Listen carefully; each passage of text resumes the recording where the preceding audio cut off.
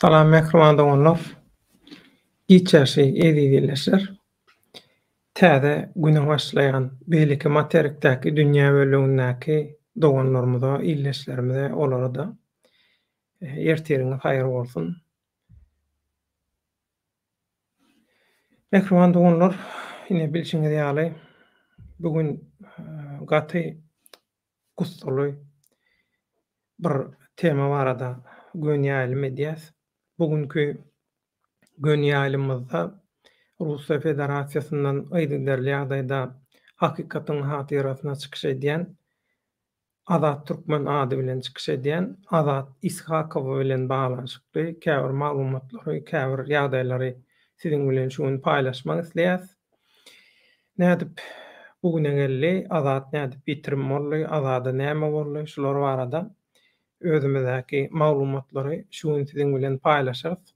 Näme üçin aktivistlere inni Türkiýede hüjüm edilýärdi, Türkiýedäki operasiýa gutordy, Türkiýedäki operasiýalar gutordy, Türkiýede haramda ýegenler we olaň töwereginden şolardan ýaly ýalyaglarynyň, ýallaklarynyň öz haram şaýkasynyň gözüňde tutýan ähli planlary dolu durmuşa geçdi. Türkiýede muňa da bir topar samsyk oýnatdy, gowy kömek etdi. Goşant goşdy, provokatorlar muňa goşant goşdy, öz nalaje edenlikleri, nadanlyklary, adam satylşyklary, provokasiýalary bilen bilip bilmän öz behbitleri üçin, YouTube kanallarynyň reytingleri üçin gynantakda Türkiýedäki Türkmenistanyň öňüne gaty uly böwet bolarlar.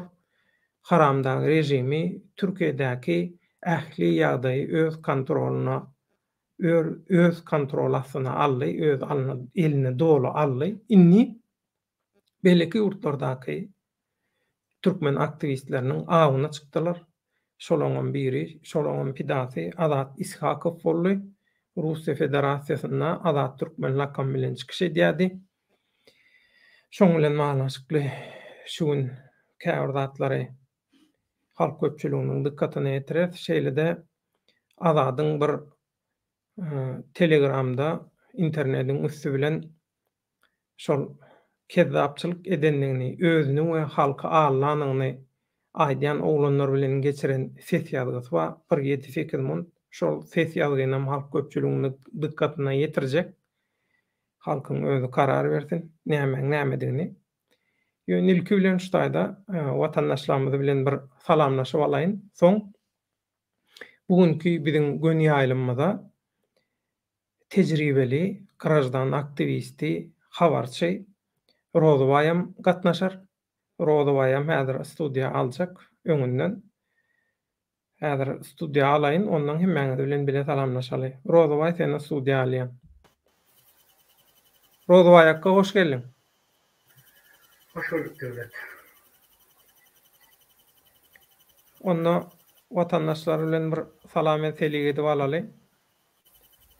Men häzirlikçe seň sesiň ýapaýyn, ýanglanmaz ýaly. Galaxy KTM salam alykum döwletagy işiňiz ileri diňeňe diýe saz bol.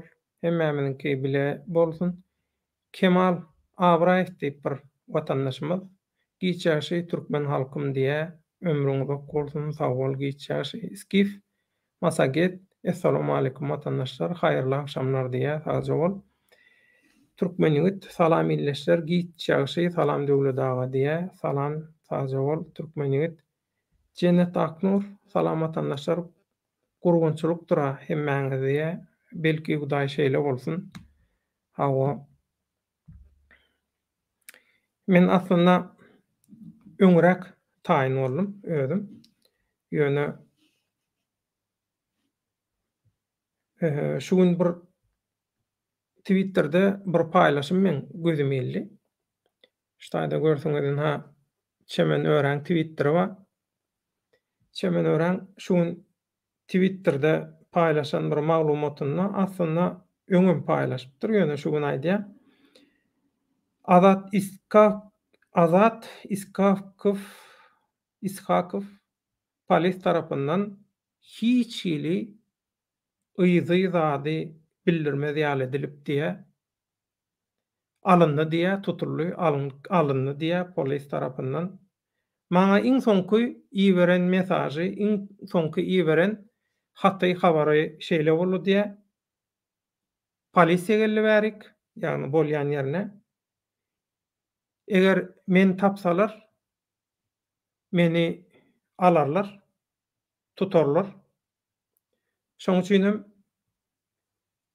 gillenmäge synanşan diýip iň soňunda iň soňky habary çemenöre şu bolupdyr. Şondan bäri ýekeje sözüm ýok azatdan diýe. Ähli adam hukuklaryny goraýan guramalara bu ýagdaý habar berildi diye ýöne gynantakda diye edil häzirlikçe diye bir netije ýok. Belki diye olar azat bilen gyzyklanyp bilmejek derejede meşgul olan gaty işi köp öýdýänlip şeýdip birazajygam kinaýaly gynantakda şeýle bir şuň Twitter'de maglumat goýupdyr. Azat Ishakow bilen baglanşykly. Soňky ýagdaý şeýle. Azat bilen men geçen efirimizde de ýalymyzda da aýtdym. Azat bilen men iň soňky gezek Telegramyň üstünden habarlaşdym. Iň soňky gezek habarlaşanym Azat bilen 19-njy oktýabrdy. 19-njy her gün ýaly habarlaşyp dursaňy 2-3 gün ara wagt ýerýän wagtam bolýar. Şoň üçin şondan bäri menem Azat bilen hiç ýyly habarlaşyp bilenmok. 19-nda habarlaşypdyr. Gürleşipdir. 19-nda 22-sinde men täzeden Azady özüm ýazypdyr. Ýöne Azatdan hiç ýyly neme ýok, maglumat ýok. Iýberen zatlamam Azat almandyr, almady diýip görünýär. WhatsApp'da da, Telegram'da da ýagdaý şeýle. Inni ýene watandaşlarymyz bilen salamlaşaly. Garajoglan Türkmen. Assalamu alaykum mehriban ýyleşler. Giçýäşi hemmäňiz sağmanmysyňyz diýe sowal Garajoglan. Ýanarda assalamu alaykum millet Türkmen halky. Baýhan haýyrly ýaýnlar sazol. Ýanarda Rozoway size de hoş geldiňiz diýe. Inni men tema geçmeden öňe ol Rozowaýakka habarçy bolan soň sözi saňa berýän senne Azat bilen baglanşykly nähili maglumatlar bar. Mikrofonuny açdym.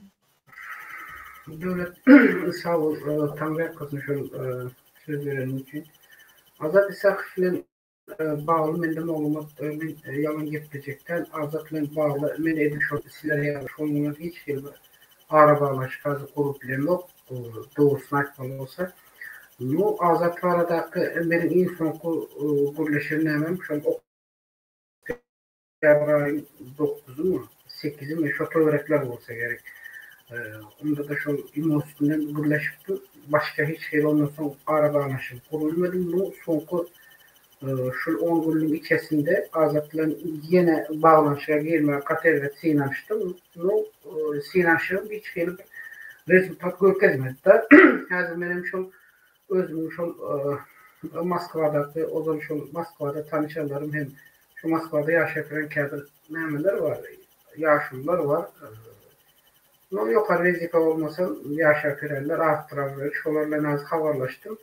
Dün ötün günden hayrat etmiş olan barada bir eger anruj ýagdaý çatsa, şolar bir kömek etse bize şolar olan nirdeligi näme bolar, ölümi diýirmi veya hiç olmanda bunu şol Moskwaň içeri işler ministrine değişiklik olan şu içeri işler upravlenýanyň ýörite raýatlar baradaky ve raýatlaryň ýitirimde näbelli halda canına ölüm gelmesi sebebi boyunca ýörite şeýle işleri seyreden bir bölüm var. Şol bölümün yol başlarına canlıda bir gayret edip sormalı, bir haýyş etdim. No elbette hali bilemek her içinde ne kadar näme gelecek maglumat. No eger maglumat gelmese elbette bu arada Azat Isakow arada indi artık küçük tutma gereğimiz yok. Bu arada hazır Geferimizin sonunda da içinde de açacak. 40 saatlerinde artık ele almasak bu işin sonu devletmenin fikrin içerisinde o kovulun üstünden etmeyecek olaydı. Etmeyeceğim der erken okuwa. Has açık aydınında halkın düşünürlü dilde aydınımızda şu kovulun üstünden etmedi. Yani bu eğer bu şekilde buların bu siyasi provokasyası, siyasi demokratik o aktivistleri veya bilmem yeni bir siyasi özlerinin düşüncelerini şeyle yardaydı eğer beyan etmek isteyen olsa adımları ortadan kaldırıp ya adımları tuttukları eğer yol beriyen olsalar Sesin kesilýär, sesin ileride gitýär. Internetimde bir yol problema bar bolmaly. kesine indi. Bunu büyük olalım indi. Bolmasa var bolan yoklar doğrusunu aydınında. O şimdi bu iş sonu yani herkesin şu Mowduy täzeden girsene. kararında yüklese herkes Täzeden acayip. girsene Mowduy. Ben bu iş için kellerimi eteğime aldım. Kellerimi yola koydum.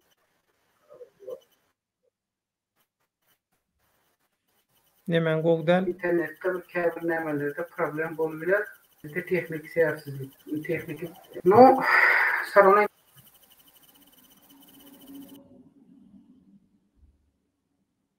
Mikrofonlar aýtlaşmaň. Inni azat tutulmadan öň nähili wakalar bolup geçdi. Azady bular ýalaky duýdansyz ýagdaýda güp basy edilýär türkmençesi şuň. Güp basy edildi azat duýdansyz ýagdaýda polisler gelip azady sakladylar. Azadyň daşyny alıp tutdular. Azat häzirlikçe hiç ýeli nemede däl. Ara gatnaşykda däl, habar hatyr ýok azatdan. Ýöne bu ýagdaýa nähil gelindi. Azat bilen biz ýygydarly ýagdaýda görüşýärdik. Azat ýadyňyza düşýän bolsa aktivistleň arasyna sokulan inni aktivist diýilende de şeýle bir zat bar mikrofonda onlar. Egri oturup dogry görleşmeli, gaty gören gaty ýerde otursun diýip inni hakykaty aýtmaly. Hemişe daýdýar. Şoň üçin käbir adamlara gaty diýse-de bu özüne aktivist diýen adamlary biz 3 topara bölüp bilýäris. Bular özüne alyp barşyndan, edýän zatlaryndan 3 sany topara bölünýär bular. Birinjisi bul işi özüne ýeňilikjenç üçin, pul gazanmak üçin bir predmet, bir tema hökümünde, mehanizm hökümünde ulanjak bolýan bir topar bar. Bulan hiç ýeli aktivistlik bilen, bulan bir garamaýa halkyň çekýän zulmy bilen, zat bilen hiç ýeli nemesi ýok. Bular kezzapçylyk üçin her türlü temany, her hili temany ulany bilýän adamlar. İkincisi diňe şow üçin, diňe şöhrat üçin, at awray üçin şeýle-de YouTube kanallaryndan gelýän 5 şaý, 6 şaý etmek üçin agyna gelen ýalany aýdýan ikinji topardaky yalançylar. Şunu hiç wagt ýatdan çykarmanlar. Eger siz yalan bilen görüşýän ýan bolsaňyz, yalan bilen hiç wagt hakykaty dikildip bolanok. Yalan bilen diňe siz yalany ösdürýäňiz, yalana hyzmat edýäňiz, haramçylyga hyzmat edýäňiz, özüňizi allaýaňyz, halka allaýaňyz, ýa allaýanlaryny öýdýäňiz. Belki bir saly mal alan bilersiňiz, bir näçe adam pidad edebilirsiňiz. Ýöne soň öz gazanç guruňyzy özüňiz düşürsiňiz. Indi şu taýda bir şeýle bir ýagdaý bar. Azat gynansaňam gaty gönümeli oglandy. Azat şu iň soňky gezek şol men aktivist inha biz Türkmenistana barýas, Türkmenistana bardyk. Hawa Türkmenistanaky adamlaryňyzy biziň bilen tanıştyryň dat diýip azatdan pul isleýän, pul alan, ondan soňra türlü bahanalar bilen, türlü temalarda watandaşlardan pul alan adamlaryň hakyky atlaryny aýtdy azat. We şol adamlar çykyp hakykaty şol adamlar we şol adamlar bilen baglanşykly beýleki özüni syýasatyň, oppozisiýaň, aktivistligiň içinde ýaly, şoň öňde barjysy ýaly görkezýän aktivistlere ýa aktivist boljak bolýanlara yüzlerini möhlet berdi. Bilişiňiz ýaly bu kanaly seredýänler özüňiz bilýäňiz. Ýöne bular hakykaty aýtmady. Sebäbi bular hakykata garşy. Hakykata aýtsaň bulara yaranok. Şoň üçin bulara hakykat yaraman soň bular näme etdi? Azada garşy azat bilen yüzleşmek üçin azat bilen internetde gürleşdirler, söýgüşdirler, zat etdiler. Azadam bulara öz nomeryny berdi. Men Rozowaýakka sen alaýyn. Sesiň ýapaýyn häzirlikçe. Men azada aýtdym. Azat diýdim. Şulary bilen gepleşek gerek ýok aslında yüzleşmäge. Ýöne nomeryny berme diýdim. Azat gawat gelen adama nomeryny berdi. Gönümel berýärdi nomerlaryny. Azat gönümel öz nomerlaryny berýärdi. Şey demem, Azat ýalňyşdy.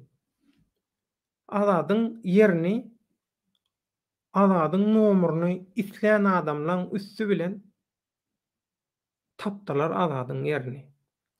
Indi bärde şeýle urdatma. Käbir adamlar ýazýa, aýdýa şular ýalaky makka maşennik haýwat atdy, eýtdi, beýtdi. Şol makka maşennik etdirenler ýa-da Abdukuliýew döwründe oppozisiýa uly zyan beren bir adamma olam soňky döwürlerde çykdy. Indi haramda rejimi haçan bir ejize berse öňden taýýarlykly ýatan gezip gören adamlaryny öňe sürýär. Ukudaky öýjük diýip bolýar ýa ukladylan öýjük şolar ýalaky. Inni ana soň çykdy sahna inha biz aktiviste kömek edýäs ele zat olaram geçdik. Inni bärdäki esasy zat. Azadyň iň soňky gezek kezzaplyklaryny, adam satýanlaryny, nähili halka alajak bolýanlaryny ýa allanlaryny aýdan adamlarynyň arkasy gaty güýçli çykdy.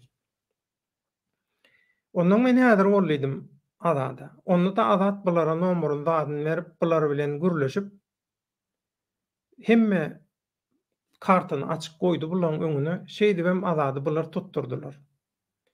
Azadyň aýdan hemme zatlar dogry çykdy. Şo zatlar dogry çykan soň, hakykatlaň üstü açylan soň biz şu anda sen aýdyp gelýäs, oppozisiýa ady bilen, aktivist ady bilen, şol aktivist oppozisiýa adynyň arkasyna bukulup başga maksatlar bilen halka alajak bolýan, Türkmenistanyň rejimi öz haram bähwitleri üçin ulanjak bolýan adamlar toparlar we şular aktivistleri satdyrýarlar.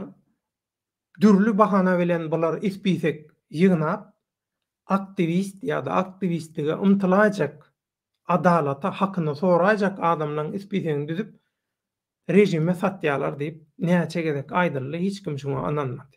Ýöne intäk bu oýnyň başlangyjy. Intäk gaty aýylganç oýunlar bar we siz iň soňunda şolaryň hemmesini bir ekranda görýäňiz. Hemmesiniň bililikde nähili äbede jüje bolup bililikde hamala hiç hili jedelleşmedik, urşmadyk, söýgüşmedik, garşydaş toparýaly belli bir wagtda hereket etmedik ýaly hemmetiniň bilije gülüp oýnap bir maksada bir käbe tarap seredip bilelikde şolaň 3-nji diktatora owada edişini görersiňiz. Bulan hemmeti %98'i bulan serdaryň nökerleri. 3-nji diktatorlygyň hyzmatkarlary şular. %98'i. Mundan wagt görkezler. Şu wagt içenni biz näme aýdan bolsak hemmeti dogry çykdymy? Mundan soňam görersiňiz hemmeti dogry çykýar. Şu wagt içenni sebäbi bir zat barda bir adam yalan söýleýän bolsa ýalanyň dogry yalan göz görteli yalan sözläp oturan adamyň hiç wagt adamzada özüne haýsam bolsa bir halka peýda getirjegi mümkin näl ol getirmejegi belli. Göze görünüp dur köremälim. Ýöne şonda da näme üçin bilenmek şulara ananýan mankurtlar bar. Şular ýaly zatlara özüni aldyrýan mankurtlar bar. Ýöneköý watandaşyň internetde munça wagtlap wagtyny öldürmäge ne wagty bar, ne mümkinçiligi bar. Ne de bulara internet el yeterli. Şoň üçin şu bolup duran umumy kartyna tereden wagtyňyz hemmetiniň bilgeçliğin edilýändigini görýäňiz. Inne häzir mekrowanda oňlar. Men size Azat Türkmeniň şol kezzapçylyk eden watandaşlar bilen we şolara araçy şol oglanyň ýüzüni ýugjak bolup Azat bilen yüzleşilen hamala Azat bilen yüzleşmek üçin geçirilen ses ýazgysyny men häzir size eşitdirjek. Köp ýerini söwünçli ýerlerini men aýardym. Bärdäki maksat her kimiň öz düşünjesine görä şu bolup duran ýagdaýa baha bermegi. Azat Türkmen şu hakykatyň üstüni açmadyk bolsa hiç kim Azada häzirlikçe degmezdi. Öňünde soňuna deglerdi Azada. Ýöne Azada edil häzir degilmezdi. Azada edil häzir degileniň sebäbi Azat özüni oppozisiýa we aktivist diýilýän atlaň arkasynda bukulup gizlenip diňe satançylyk bilen meşhurlanylýanyny. Hemişe oppozisiýa sumoklar, aktivist sumoklar diýip gelýärdi. Bu aýdýany dogry. Neşeýle barda Azada göwnüňiz ýetmändiler. Azat dogry medeni diplomatik görnüşde bir resmi metbuatyň diline gürlemeýän bolup biler. Azat ýöneköý halkyň wekili, ýöneköý watandaş. Biziň adamlarymyzy şu derece yetirenler diktatorluklar. Halky edýän adamlar. Cinayetkarlar, siyasi cinayet edýän adamlar. Berde Azat ýalylan günäsi ýok. Azat hemişe söwünç bilen gepleýärdi. Söwünmedim gepläýärdi. Ýöne hemişe aýdýardy. Döwlet daga aslında maňa we men maşgalama edilýän hüjümleri bir özüňiz eşitseňiz, görseňiz, men bir ujuny gördüm. Sebäbi görköz diýdim. Hakykatdan hem şeýle adamyň nerwisi çydamaýar şoňa. Ýene de Azat şonu da özüni saklap gelýärdi. Şoň üçin onuň ýene bir zat bar. Şu häzir ses ýazgysyna üns beriň. Ses ýazgysynda rejimiň tarapyndan bolan adamlaň hemmeti bir fabrikdan çykan ýaly ses tonu, äheňi, gepleşi hemme zady bir meňdeş. Rejimiň adamlaryny diňlän wagty hamala hemmeti bir fabrikdan çykan ýaly. Şoň üçin üns berip gowja diňlä häzir şu ses ýazgysyny. Ondan soň biz gepleşigimize dowam ederiz. Häzir men şu videony siziň dikkatiňize ýetirjek. Gowja diňlän. Pasportun görüyoruz. Görüyoruz pasportun.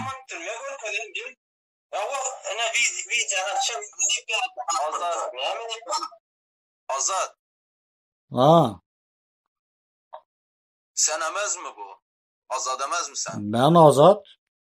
Yankı Xanjar dänin Xanjar emas. Xanjar dänin Merdan adı bunun Merdan. Akdüslere karışık olsan ben düşünmedim seni. Patamıştı kellenizler işlemidi, aldap yüreptiler, aldanmanlar diyecekmen, tamam. Bir senin kellen işledi, kalanların kellesi işlemedi şu anki tek mi? Bir özünü umnunla iştaydı edesin. Makara, ben özüm umni iştede edem yok. Aldap yüreptiler, tamam. Karıcı göttünüz başınızlardan artsın. Görüp sen hemen problem olar. Ben öne çıkam yok, ben ya apozisiya deyem yok özüme, ya aktivist deyem yok. Ben halk, seninki tek prostoy adam mı? Erkek ozan benim kesel çağım var deyip pul yığınayan mı? Benim kesel oğlum var deyip pul yığınan değil mi sen? Pul yığınamadın mı Merdan?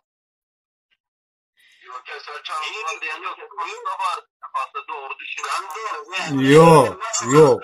Bu hazır sizler kulak salıp oturan adam maşeynik. Yok, makara o. Bir zada düşününler. Bu Merdan degeni ben şu patsanların özünü çıkarıp geplettirem da şunun iveren suratlarını ana bu benim beçem kesel ana bu de. Benim beçem deyen orada. Seni uzatları aytma, ön bolan zatları ayda oturtmam. Makara Dövran mı sen? Ben sesinden sırası tanıdım. Makara Dövran makara bir zada kulağas birinci uçur. Bu Merdan degeni bana Dövran addenini özünüz uant et, ben sana düşüntüremem. Sana ayttım ha, pasportunu görünler şunun pasportunu. Bilemez hatta. Kan kitleler nime bile narkoman nime de hep çık bittim. Doğru mu yadın? Açışamış o ses kayıtlarını duran kalır o ses kayıtlar. Koyunlar çıkarıp YouTube'a, tamam. Problem ama. Bizlerin sana bir yamallığımız değmedi. Toyka sen ayttın bilesem size kan çıktı bilesiler. Akay makara ben sana bir zadaydın üke. Oraz şonktek nime bolan vakt. Ayttım ben davay padderci tedel dedim.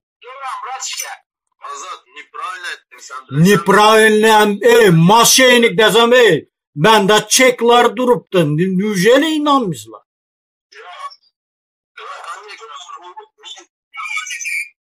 Maşenik bu Türkmenistan'a gittik biz erana karantinda yatıpmız degen maşenik şu on ayal doğanın er barada gürrün ver.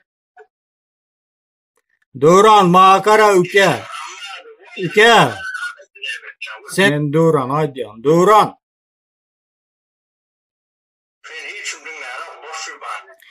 Dinlesin, dinlemese otursun. Bana öz borcumu yerine getiriyan mı? Sizin yalı soska dinlemenin işim razablaçid etmek, tamam.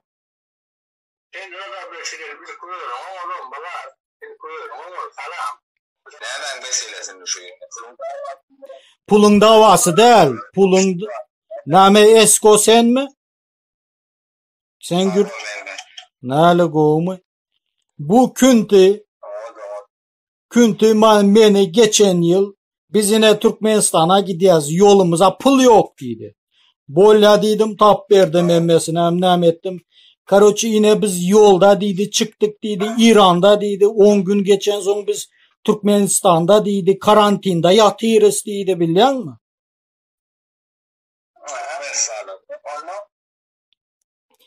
Şondan son karoçi yine biz karantindan çıktık dedi, yine piç atmaşın gerek, yine $300 pulu uğrat dedi. Bolla dedim, adresini ver dedim. Doğru değil mi Merdan? Yine şu önkü bana bank kartını uğrattın, doğru değil mi? Türkiye'nin. Ben ayttım, ne sen Türkmenistan'da değil mi dedim. Mazeret Esko menem aldadı şu sukalar, yine yurdun içinde şunyalı oğlanlar var, tayyar, yine kim nemeler deyip. Yine siz hem şey deyip aldayandır bu. Esko bana seyret şundan pasportunu verdi, pasportun öz hakiki adın görgezdi. Merdan İlamanov öz adını boynuna alan. İnanmasanız pasportunu görün şunu. Ne için göreniz o?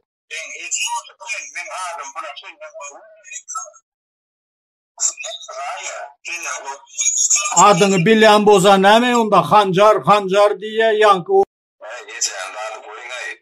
Mağa seyret Esko men sana bir zadaydan dost ine şunun yanındaydı yan mağa seyret. Esko mağa seyret bir zadaydan sana şunun yanındaydan.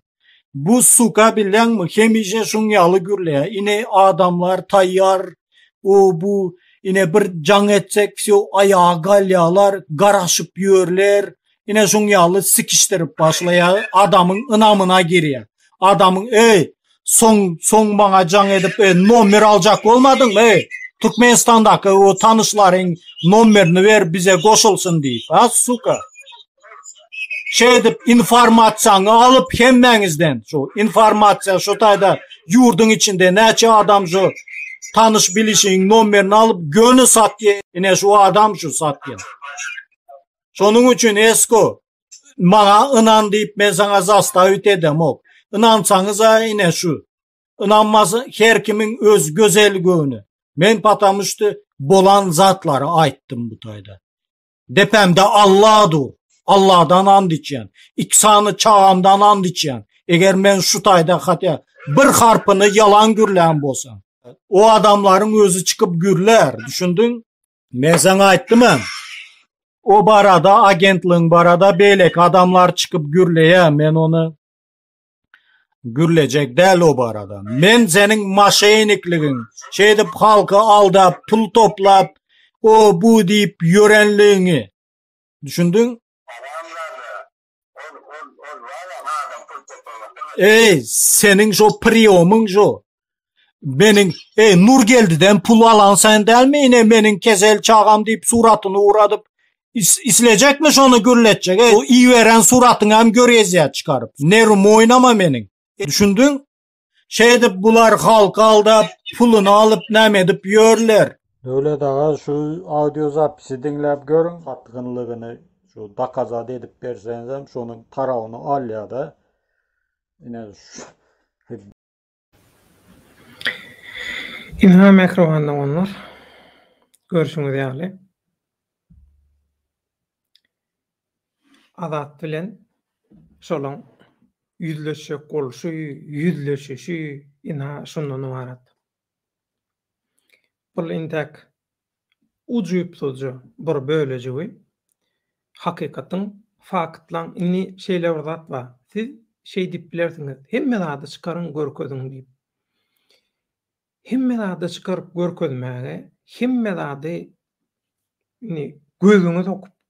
gözüne sokup görköziylende, ola gözzel ıyına sokunda da hakikattan hem hakikati ananası gelmeyen şu hakikata karşı kecirliği olan vatandaşlarımız var. Öden bular internetçiler, köp vaatını internette geçiren vatandaşlar bular.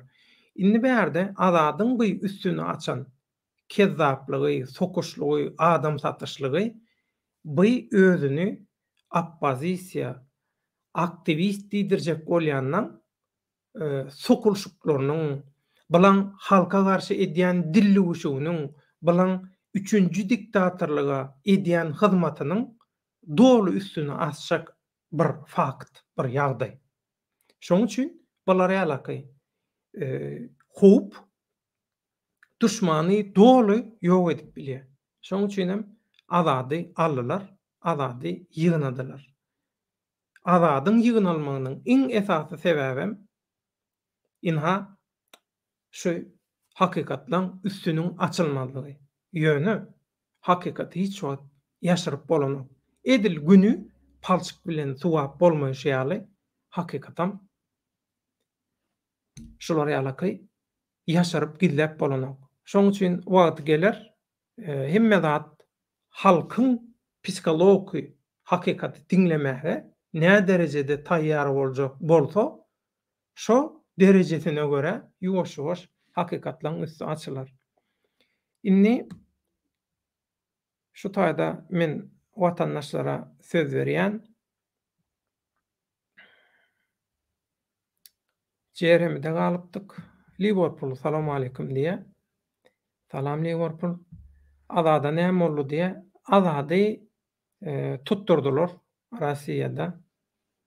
Şu azat daşary ýurtlarda özüni oppozisiýa aktivist diýdirjek bolup adam satyrşyk bilen meşgullanýan şaýkalan, mafiýalan, guramaçylykly jinayatçylyk edýän, etjek bolýan Türkmenistany her hili senariýalar bilen gana çaýkajak bolýan umumyň Türkmen öz wagtyny üçin Türkmenistany, Türkmen halkyny satjak, oýnajak bolýan adamlaň kezaplyklaryny, şolaň edýän oýunlaryny, planlaryny, zatlaryny ujuny açyk göközdi. Soňam açyljakdy bu zatlar. Şoň üçin azady ýygnadylar. Liverpool ýagdaý şu. Inni hormatly Baýhan Gurbanoğlu näme üçin G20 gatnaşmady, gitmedi ýa-da onu hiç kim paşmanap Türkmenistan G20 azady äle. Garajaglan Türkmen rejim ýörüýti ortada birazdan wagtdan bäri görünmeýän oýnatgalarynyň eli bilen hakyky watan üçin görüşýänleriň agyna başlady. Ine oýnatgy goşadyrynyň içindäki gahrymanlar dowam edýär. Diňe öňe haramdaga dowam. Rodwayten studiýa alýan ýöne mikrofonuň ýapýan. İnternetiň düzelenir diýip umyt edýän.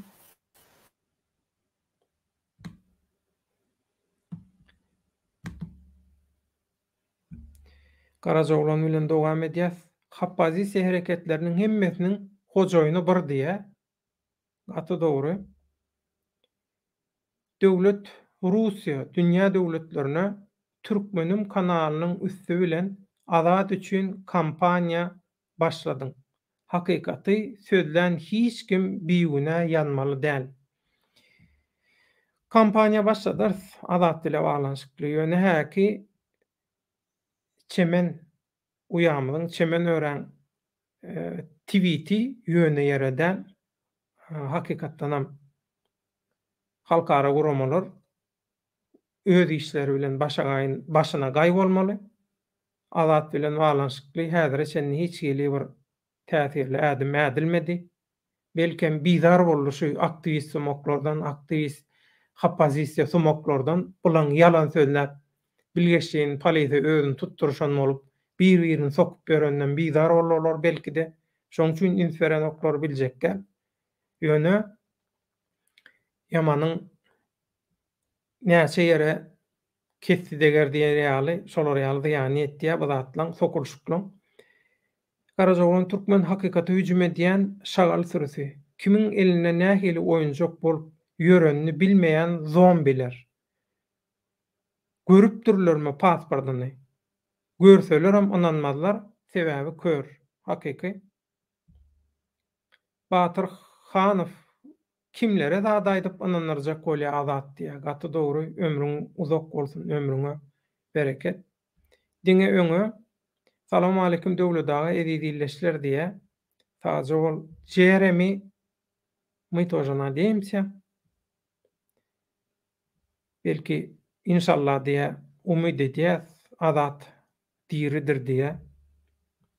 Hiç ýyl habar ýok. Oraz salam aleykum, aleykum esselam.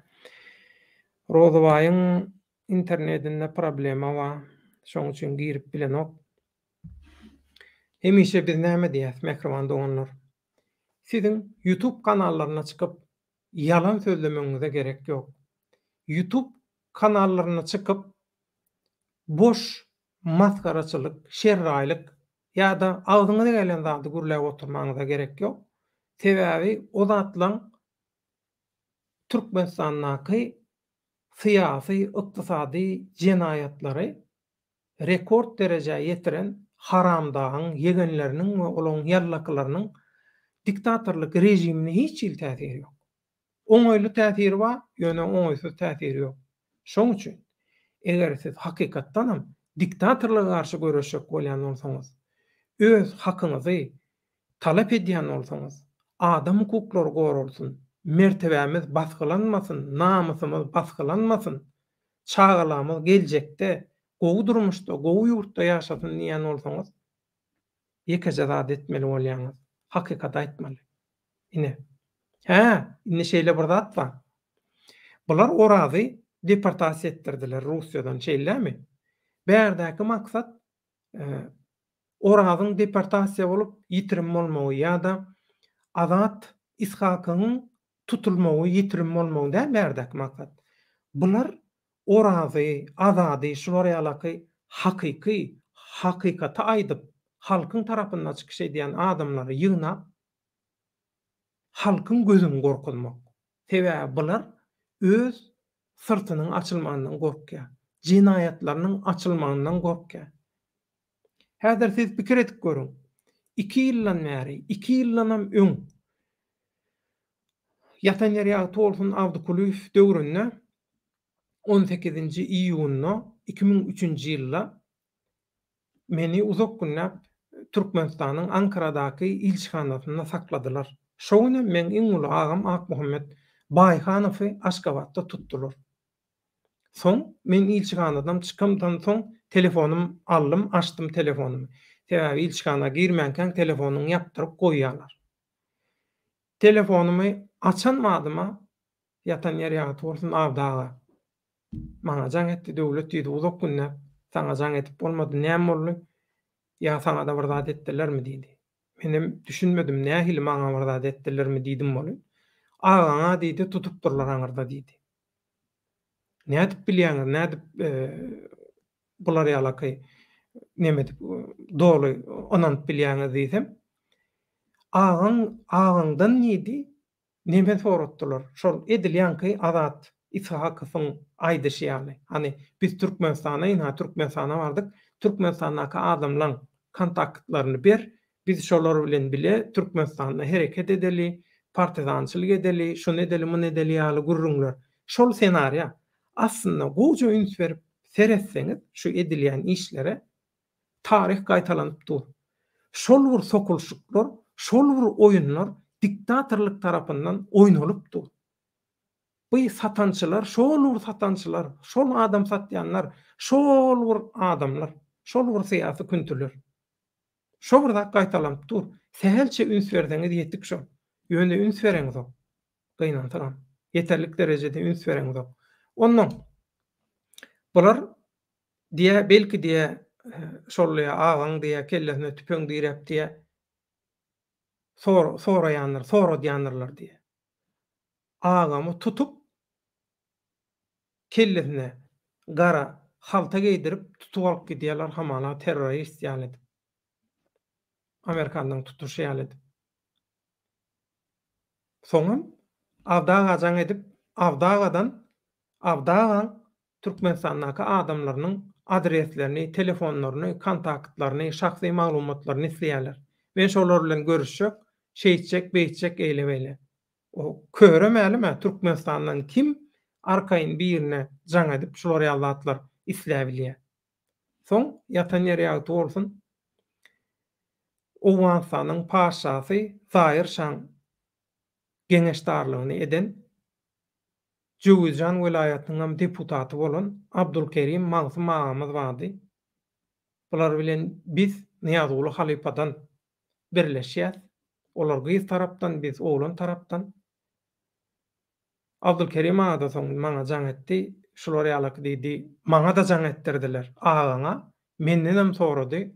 Şo Türkmenistanyň adamlaryň atlaryny, maglumatlaryny berseňiz şolar bilen görüşjek. Ine gördüňizmi? Şol burada, şo wagtky Milli Howpsuzlyk Ministrliginiň jellatlarynyň öwrenmek isleýän maglumatlary edil häzirki döwürdäki döwre wap diktatorlygyň jellatlarynyň isleýän maglumatlary bilen şol burada. Başga sugutnama gerek barmy? Şoň üçin hakykatlaryň üstü açylma. Sebäbi hakykatlaryň üstü açylsa, bulan barsynyň işi pyrryk bolýar. Özüne oppozisiýa, aktivist diýdirjek bolup berenden barynyň işi pyrryk bolýar. Üçünçi diktatorlygyň şu adetini eden taýýarlyklarynyň hemmesi biderek bolýar. Hemmesi puç bolýar. Näçe milliardlap ellerine pul bolsa boluversin. Hakikat we hakikatyň arkasynda durýan Allah Taala waka. Olar hiç kim ýeňi bilmeýärler. Şoň üçin eger siz hakikatdanam diktatorlyga garşy görüşjek bolsaňyz, diňe hakikat. Esasy ýaraw, iň uly zarba hakikat. Hakikaty aýtsaňyz şolar ýaty bilen ok. Şoň üçin diňe hakikat aýdyň we hakikaty gollaň mehrimanda bolýar. Yalanam edil diktatorlygyň edýän jenaýatlary ýaly jenaýat. Şuň gününe Türkmenistan döwletine we Türkmenistanyň halkyna garşy edilýän jenaýatlaryň biri yalan sözlemek. Halkyň ünsüni sogjak bolmak, halky aldatjak bolmak, halka yalan wadalar bermek. Yalanjykdan oppozisiýa aktivistlik oýun oýnamak, ine şolaram dönüklik. Şulam syýasy jenaýat. Haramda nähili jenaýatkär bolsa, şu jenaýatlary edýänem edil şol bir hatarda jenaýatkär. Tesbirlere geçeceğiz.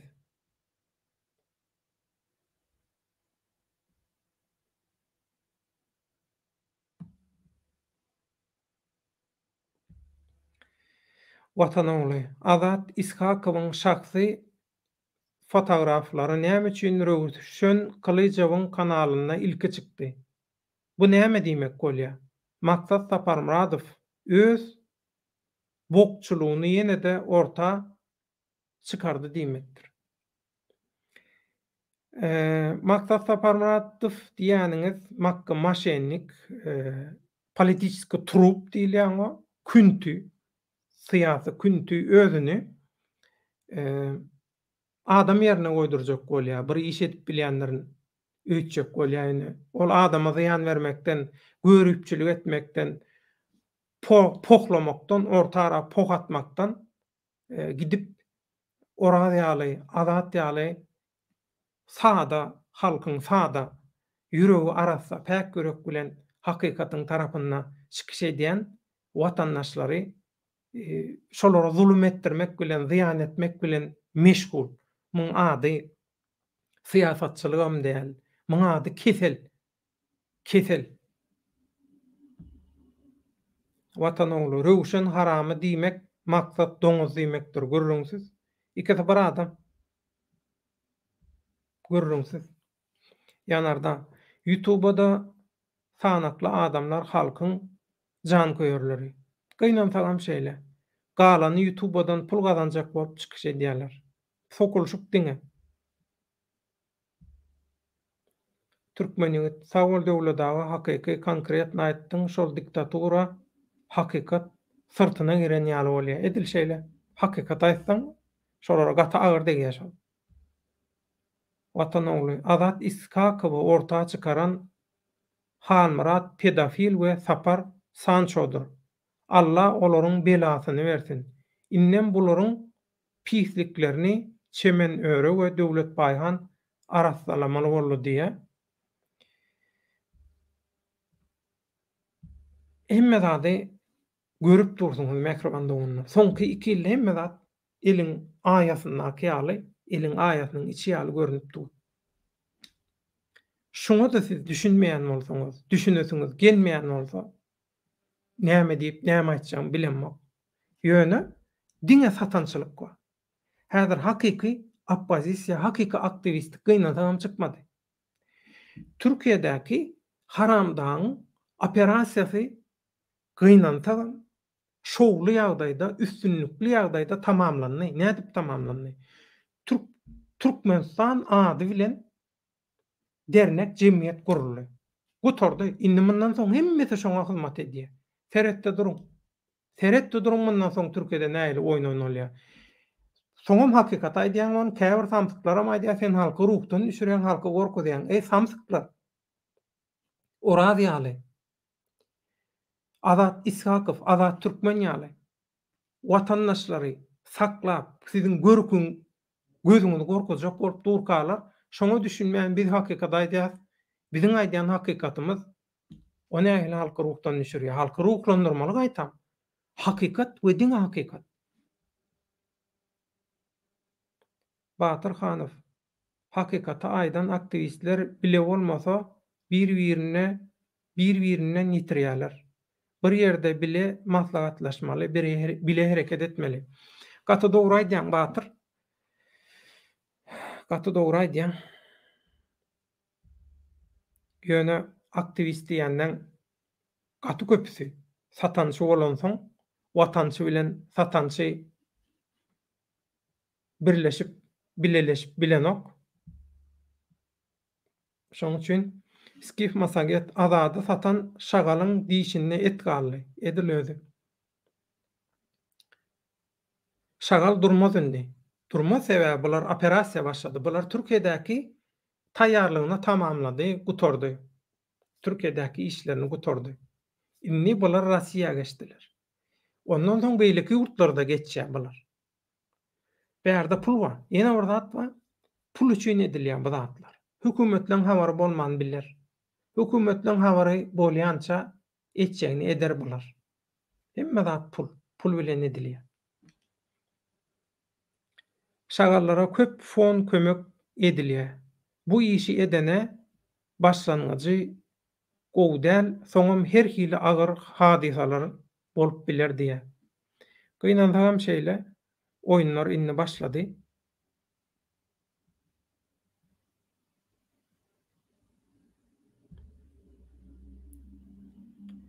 Rozway girjek bolýa bolanok, päsgelçilik we hüjüm edilýär. Görüp durun hemme zady. Elinden gelseler asman çeksinler. Türkmeniyet azady tutturanlar şol gepleşen ýazgysyndaky gepleşen adamlar däl. Onu şol lider sumoklar bilen özünü aktivist diýenler tutturdy. Hemmesi bile şol. Hemmesi bir gadandan aýnaýar. Hemmesi bile. Liverpool agam men pikirime görä Siriýa ýaly bolarmyka diýen ýaşuly ýok.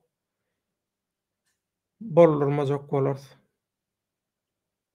Sedef Alem diye,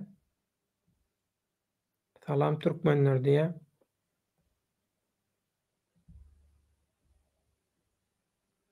Liverpool dawatdylar ýurdy.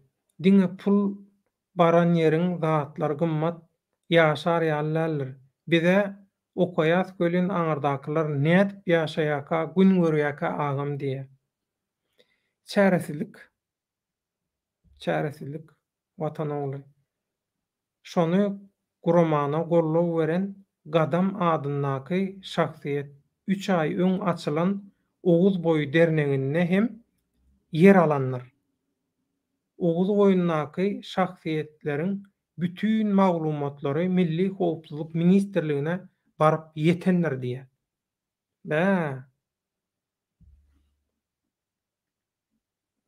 Watan ogly inni bir diýe aklyňyzy başyňyza aýlan. Adamlar diýe inni bir akly, inni bir soraýarlar kime inanmaly? Hal yalan bilen hakykata teljerjek bolsaň kime inanjagyny biljek bolsaň, şoňa karar berjek bolsaň pikir etmeli. Pikir eden wagtyň, aklyňy ulanan wagtyň hakykata tapýan. Şoň üçin Rozwayakkan videotu düzeljek bolýa.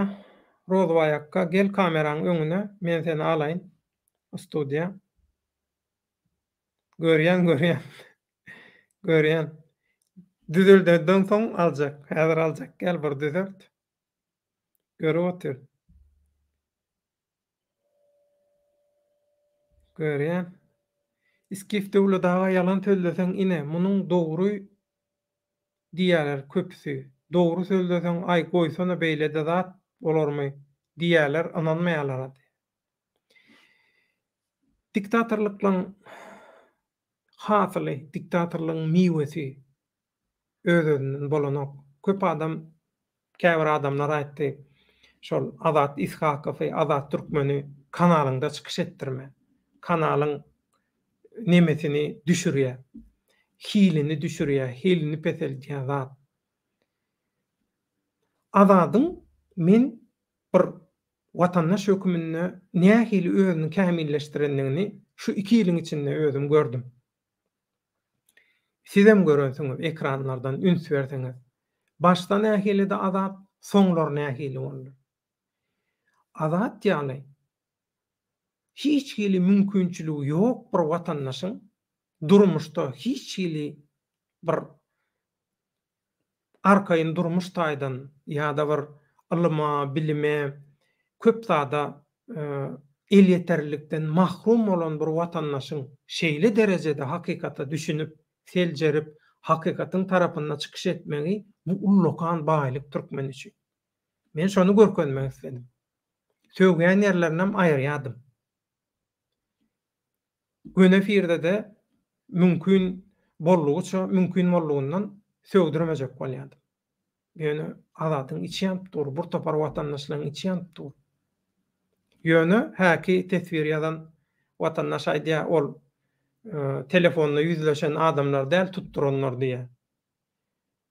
O ýüzleşen adamlaryň hemmesini men diýip aýdamak ýöne şol biz Türkmenistana gittik, ina Türkmenistana biz eýle beýle diýen oglan we şolaň arkasynda duranlar we şolar bilen birlikde hereket edýänler özüni oppozisiýa, aktivist diýip şolaň hemmesiniň bir hojaýyny bar.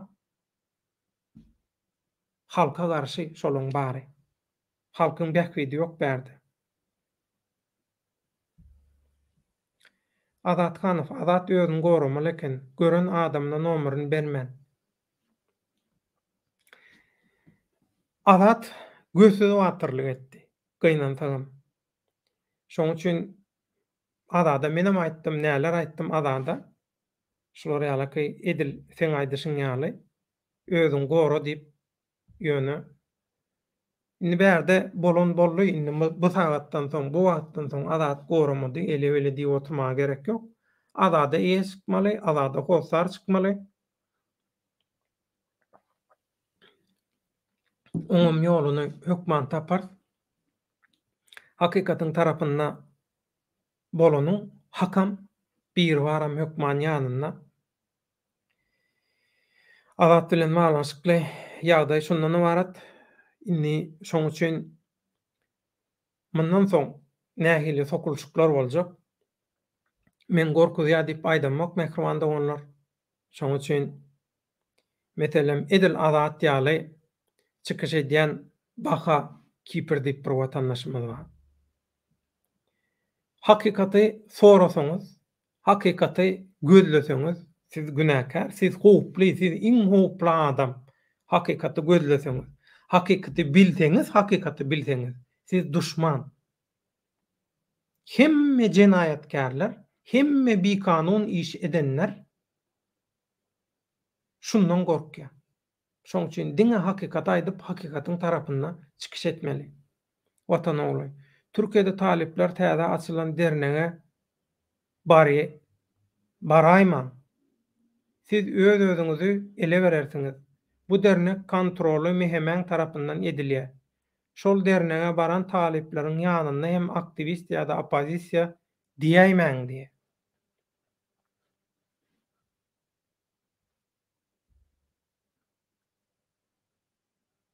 Watan ogly. Ojaňyzy ot düşürersiňiz diýe, gaty dogry aýdýar. Sedef alem diýip bir tomaşaçy haramuly ýene bir ýyl sabr etse liderler, aktivistler öz-özüni iýip gutarýar. Liderem ýok, aktivistem ýok. Bolsa bular ýaly bolmaýar.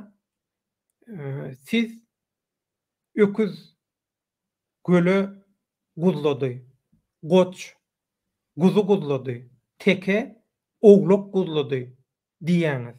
Şuň başgaça iň sada, iň ýönekeje adamyň düşünüp biljegi dilläki görnüşi şu diýmek. Tebigatyň kanunyna ters. Aktivist bolmaýana, oppozisiýa bolmaýana siz şolady berjek bolýaňyz. Näme üçin berjek bolýaňyz? Sebäbi bulan özünü aktivist we oppozisiýa kabul etdirjek bolmagynyň sebäbi hakyky oppozisiýa, hakyky aktivistlik dörese we ýaýwanlansa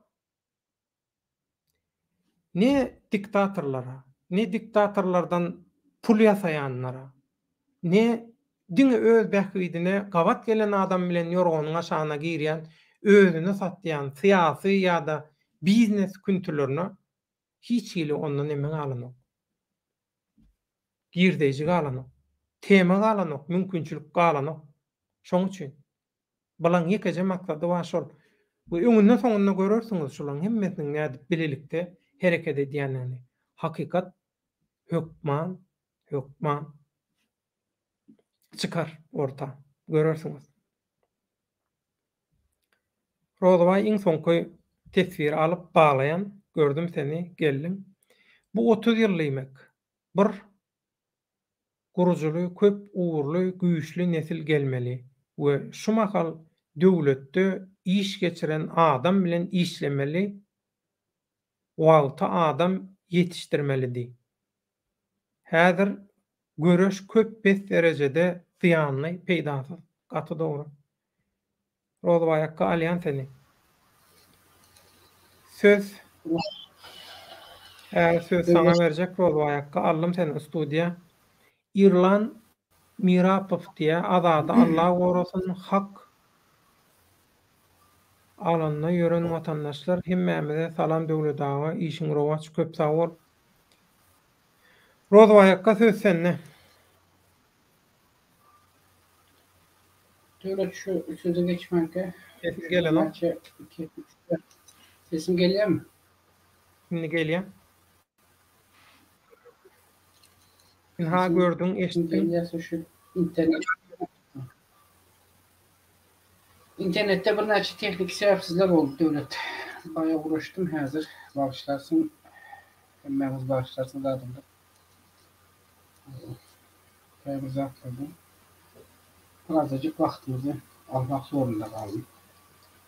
Döwletin şu esas meseleler geçerli şu azat aradaki bolup duran vakalary esasen soňky döwürde şu İstanbul'daki alınıp barılan provokasyon aksi protestlerini yalan ve absürt zatlarla bayağı bir ortalığı karıştırmaya sinaş vergenlikler vardı. Biz bunu artık birazcık halkın yine ayan etmesek bolacak değil öyle. Esası soňky döwürlerde yalan provokasyon protestolar İstanbul'da, Türkiye'nin İstanbul şehrinde esasen o Kiprem bunlar yalan olmadı. Hazır İstanbul has ona geçti doğrusunu atsam şu Kipr'dekileri seyreden kadar. Yalan absürt zatlarla artık protestler diye açacağım den onu men o käbir zulüm parazların yani şu rejim parazın hizmet edýänlerin bähbidine oynanan oyun diýip hasap etjekmen bunu. Ve şu sebepten şol edilen oyunların netijesinde ahir sonunda bu oyunun esası nämeleri ýönepey halk olup galýady. Bu oyunun pidalary. Elbette bular ýaly oyunun pidalarında ýene şol ýönepey halkdan beter şol oyun oynamak üçin şolaryň ýanynda şu şimdi birazcık temadan çıkıp gürlemeyi mümkün. Bağışlar belki adamlar şol oyunun esası oyunu oynamak için yörete şol küçücük Orsun küçük gurcusu diýerler. Orsun küçük ýaly jövjövlük ortada oynayan bir neçe yörete raýatlar var esası. Olaryň şu belli şahslar, belli şahsdan ibaret bolan we şol özleriniň provokasyon baş tutan toparlarına aydandan çıkıp bilmän şolar ýaly hyzmatda bir hyzmatda biz diýişýär şu hyzmatda bolup berenler vardı. Şolar ýaly adamlaryň yüzünden ine şol hakykly şu oyunda şol provokasyon oyunları hakyklydyr diýip öýdüp pikir edýän ýöneke raýatlarymız olsa bular ýaly adamlaryň yüzünden esasy zarbany hem esasy gerek olan basınçlı katı siyasi nämelerin başı olan başında dögülüpdi. Mesela şolardan birini biz hazır bundan bir neçe gün yine hazırlamaydı şu Azat İsakov şuların içerisinde bolup şulara hatta şu bir neçe gerek yeri gelen yerde bir neçe maddi taraftan kömek eden oğlanımızın biri şu Azat İsakov. Azat İsakov soňky döwürde bu oyunlara has açaçan göz yektiren soň artık bu oyunun halk üçün däldiğini şu ýörükde provokatörlerin öz behbitlerine hem de rejimin 3. diktatörlük kultunu döwlete ornaşdyrmak üçün şolara edilen hyzmatdygyny eýem Azat İsakov öňünden bulary duydurdy we duydurmana da dowam etdi. Özünün açık düşünce fikri bilen. Şu sebeple yadıma düşen olsa şu Azada soňky döwürde Azada gaty erwet soňky döwürlerde şu Azada gaty erwet yani nämeler başladylar da tehdit edilmeler veya yani şu senin internette dinledişin ýaly şu eylem şu gurlaýanlar o birisi başka velayetden olsa beylekler lewaply o men özüm lewaply men ýöne beni hem mekim asker mesleği var mı? Elbette her yerde de var o. Haramdan gören haramzade diýerler de. Bular ýaly oyunların içerisinde oyun oynayanlara. Sen o haramzadeler azady olar ýaly söz bilen tehdit edip olar ýaly zat bilen nämetçek ol berden edilen iş olmadı ýöne şol hem mekime meýlim boluşýar azadyn şol Moskwada ýaşap ýören ýerinde şu Moskwadaky şol ozaldan adı belli bir şu sizin açınızda belli bir iş soktu nämesi bolmadyk bir şahsiyet var özünü gaty ýokary derejede görkezjek bolýanda o görkezden hatda eden işi bilen açıkçası suud etdi. Ýöne men enhaştada hazır şu dinleyijilerimize bir list görkezjek.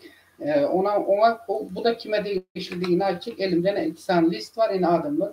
Şu listin ene bunu koyan ene şunu size görkezyen ene ýöne bunu ýakyna getirip ene şeydi görkezyen ene şeydi hemmekim görsün no şu liste belli alan ähli şahsy maglumatlarym şol Moskwadaky özüne bozalky Türkmenistanyň Serhat Kullugy ministrliginiň Serhat bölüminde işleyen ozalky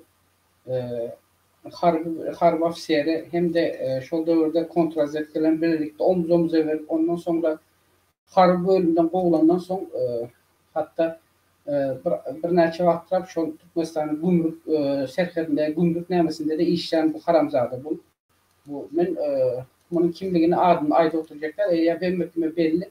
No şu ýerde şu liste menin elimdäki şu liste şu haramzadaların Türkmenistanda işlen döwründe şu haramzadaların Türkmenistan'da işten döwründe men bu sözümün eýesi men o Türkmenistan'da işten döwründe Türkmenistan'ın milli howpsuzlyk gullugyna degişli olan veya milli howpsuzlyk gullugynyň taramagyndaky Türkmenistan'ın Serhet ýaka harby bölümde işlen döwründe Türkmenistan onda öz gaty gowy bile haýsy harby bölümde işlen sen harby bölümüň adyny aýtjaklar sebebi bu zatlar döwletiň nämesine gelýär devletimizi ve yurdumun paralamak niyetinde yok. O harp bölümün çasının olmanın zadını veya şu harp bölümün afserlerinin ama adını açacak. Yani şu tadı hemmesinde bellekli mende. Şu harp bölümünde işlen döwründe Alman sadece Serhet yakasından gurulacak. Şu harp bölümünde eden bir düzgünçülükleri, harp bölümün Serhet yakasında Zastava'da İran tarafından veya Afganistan tarafından geçirilme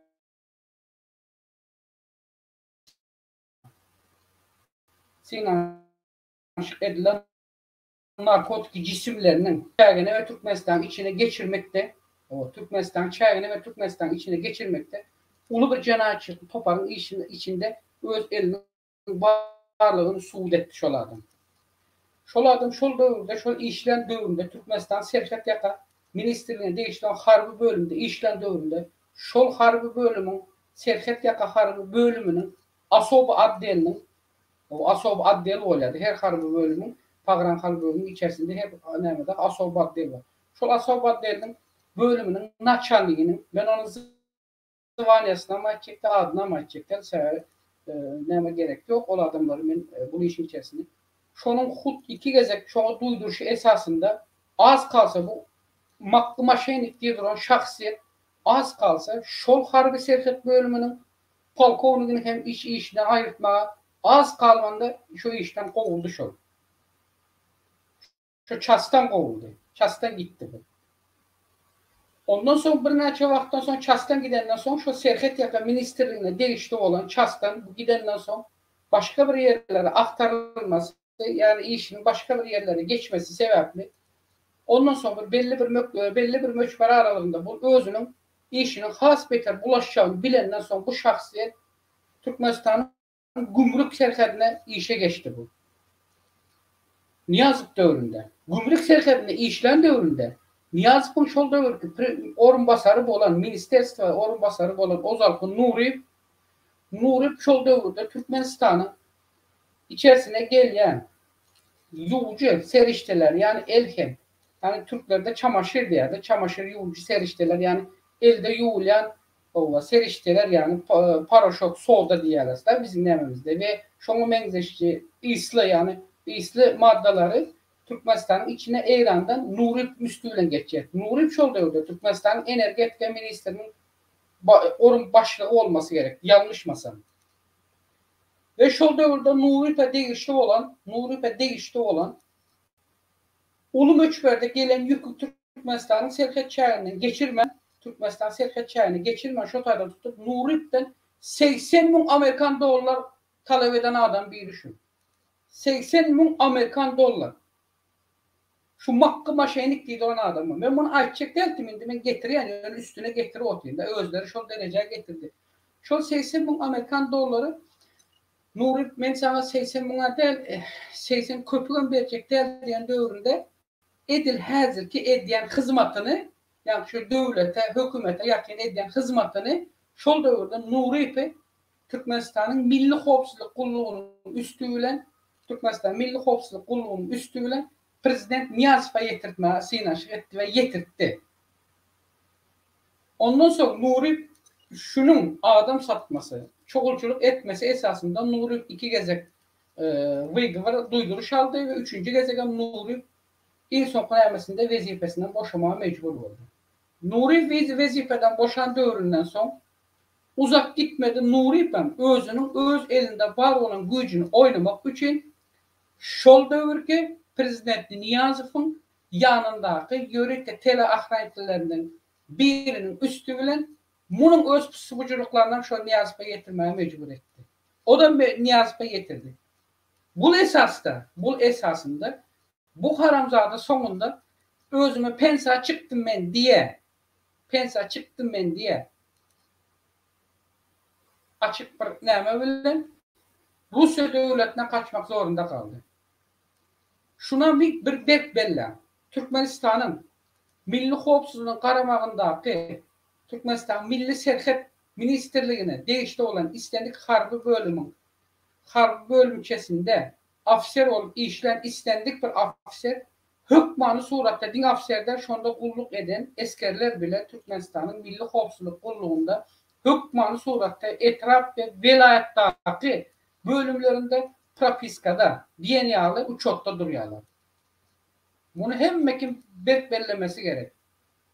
Ve istendik vakit şu yerde uçotta duran serket yakasında kulluk eden eskerlerden tut afserlere çevirin.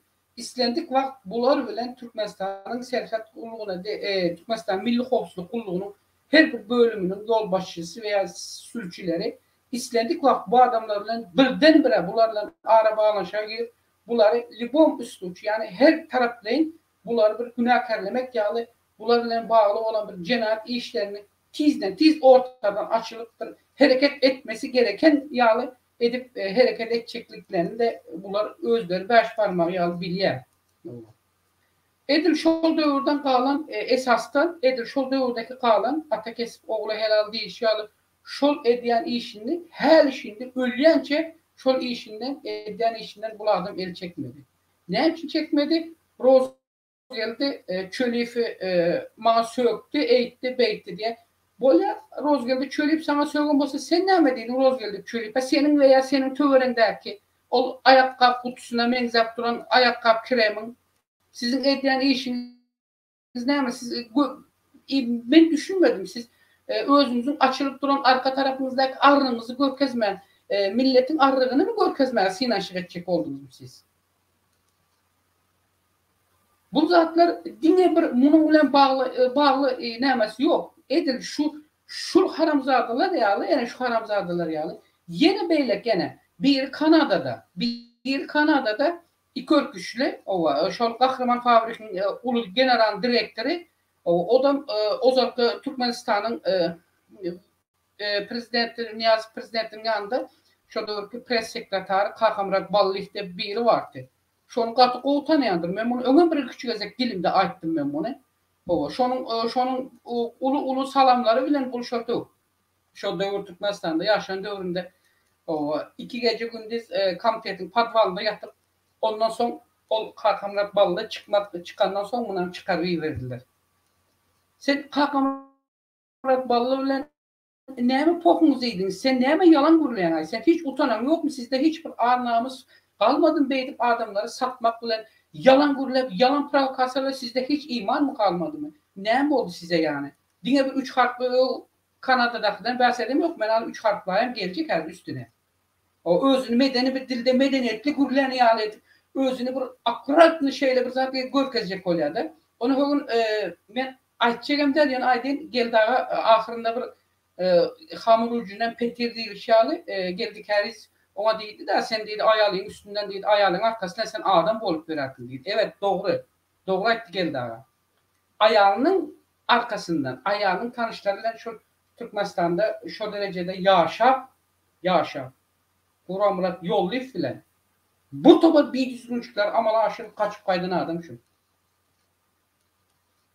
Kim kaçırdı bunu? Ahal velayetinin Aşgabat şehrinin Milli Hopsuzluk Kulluğu'nun başlığı şular kaçırdı. Kim arada gurulayan? Murat Kurbanov aradı gurulayan. Katı ummasız pulu süstü. Pulun 3'ten 1'i yurdun başına çıkıp yetişti. 3'ten 2'si yurdun içinde kaldı. Ve ne için onu atmayın son? Delil gerek mi? Ha, delilin var mı? İspatın var mı? Çıkar ortaya koy diyorlar. Bunlar en tutacak bakanası şu. Evet. Var delil. Var malumat. İçinizde erkeniz var olsa, özünüze gönlünüz yetken olsa, özünüzü ben şular ya liderliğe sahip eyemen deyip özünüze gönlünüz yetken biriniz var olsa buyurun gelin benim eteğim sizler ya kellemde gidelim Türkmenistan'a ölsek öler kalsak kalır. Yönüme şöyle ölmezimden yok size Suriye'de halkın önünde gözümüze görkezeyim. Sizin arşivde sizin barinizin bağlamaklarınızda çok haramzada yüzünden köpüsü şotaydı. Ozaltı vazifede işleyen adamların köpüsü şu haramzadaların yüzünden işten ne girip çıksalarım oturup çıksalarım yeni pilot şol adamlar hazırem yaşak. Yani şolarda şuların bütün ehli malumat geri gelen yerde şöyle eğer bir iş alıp param bolsalar şol alıp paralan işin ehli materyaller şolarda kopyası var. Bunlara göre biz 368 listan vaharat olan bir neyme düzdürdük. Türkmenistan konsulluğun üstünden diyeyim. O dört gözlem gelecek hazır. Bizi üç köpüğe yurdu, vatanımızı, milletimizi, maşkalarımızı satyan olsa gaz dört gözler de gelecek. Kim neyle satyanlığını. Yine şu haramzadaların ediyen işi, şuların ediyen işi, yönüke halkın şu dereceye gelmesine ve şuların şu dereceye düşüp pida olmasının asıl sebepkarları şular. Bunları da şuları hayal edin. Bunları özler şöyle bir mahavatlandırıp bunların alıp veren işler şeyle diye yalan malumattan hakikat yasacak olur. Bunu dünya önünde çap edecek olup duran kâbir haber veriş serişteleri var. Kâbir haber veriş. Birinci üçün Azadlık Radyosu'nun Türkmen kulluğu. Azadlık Radyosu'nun Türkmen kulluğu. Katı berk durum indi. Şimdi o çek size geldi. Sizin içinizde de şol dövrde Haysi jurnalistleriniz kim bilen nerede oturdu, ne şey etti? Türkmenistan'a varanda kim bilen gece saat neçede duşşallar neçelini? Ben sizin yüzünüze basa basa açacağım.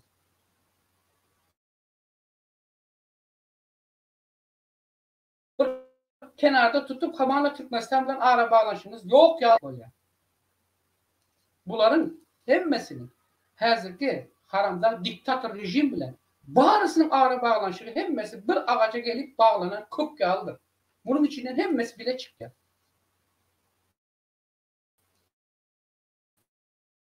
Bile çıktı bunun içerisinde.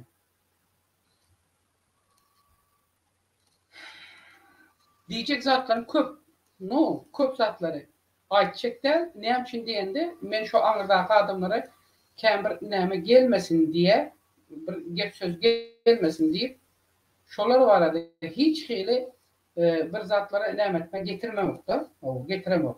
Şu tane bir zat yazıp durdu. Doğru rozvayalı benim köp sinladım. Sizlerin de yani şu sözünü okusam da sözlerinde Murat Kurbanov'un hiç logik.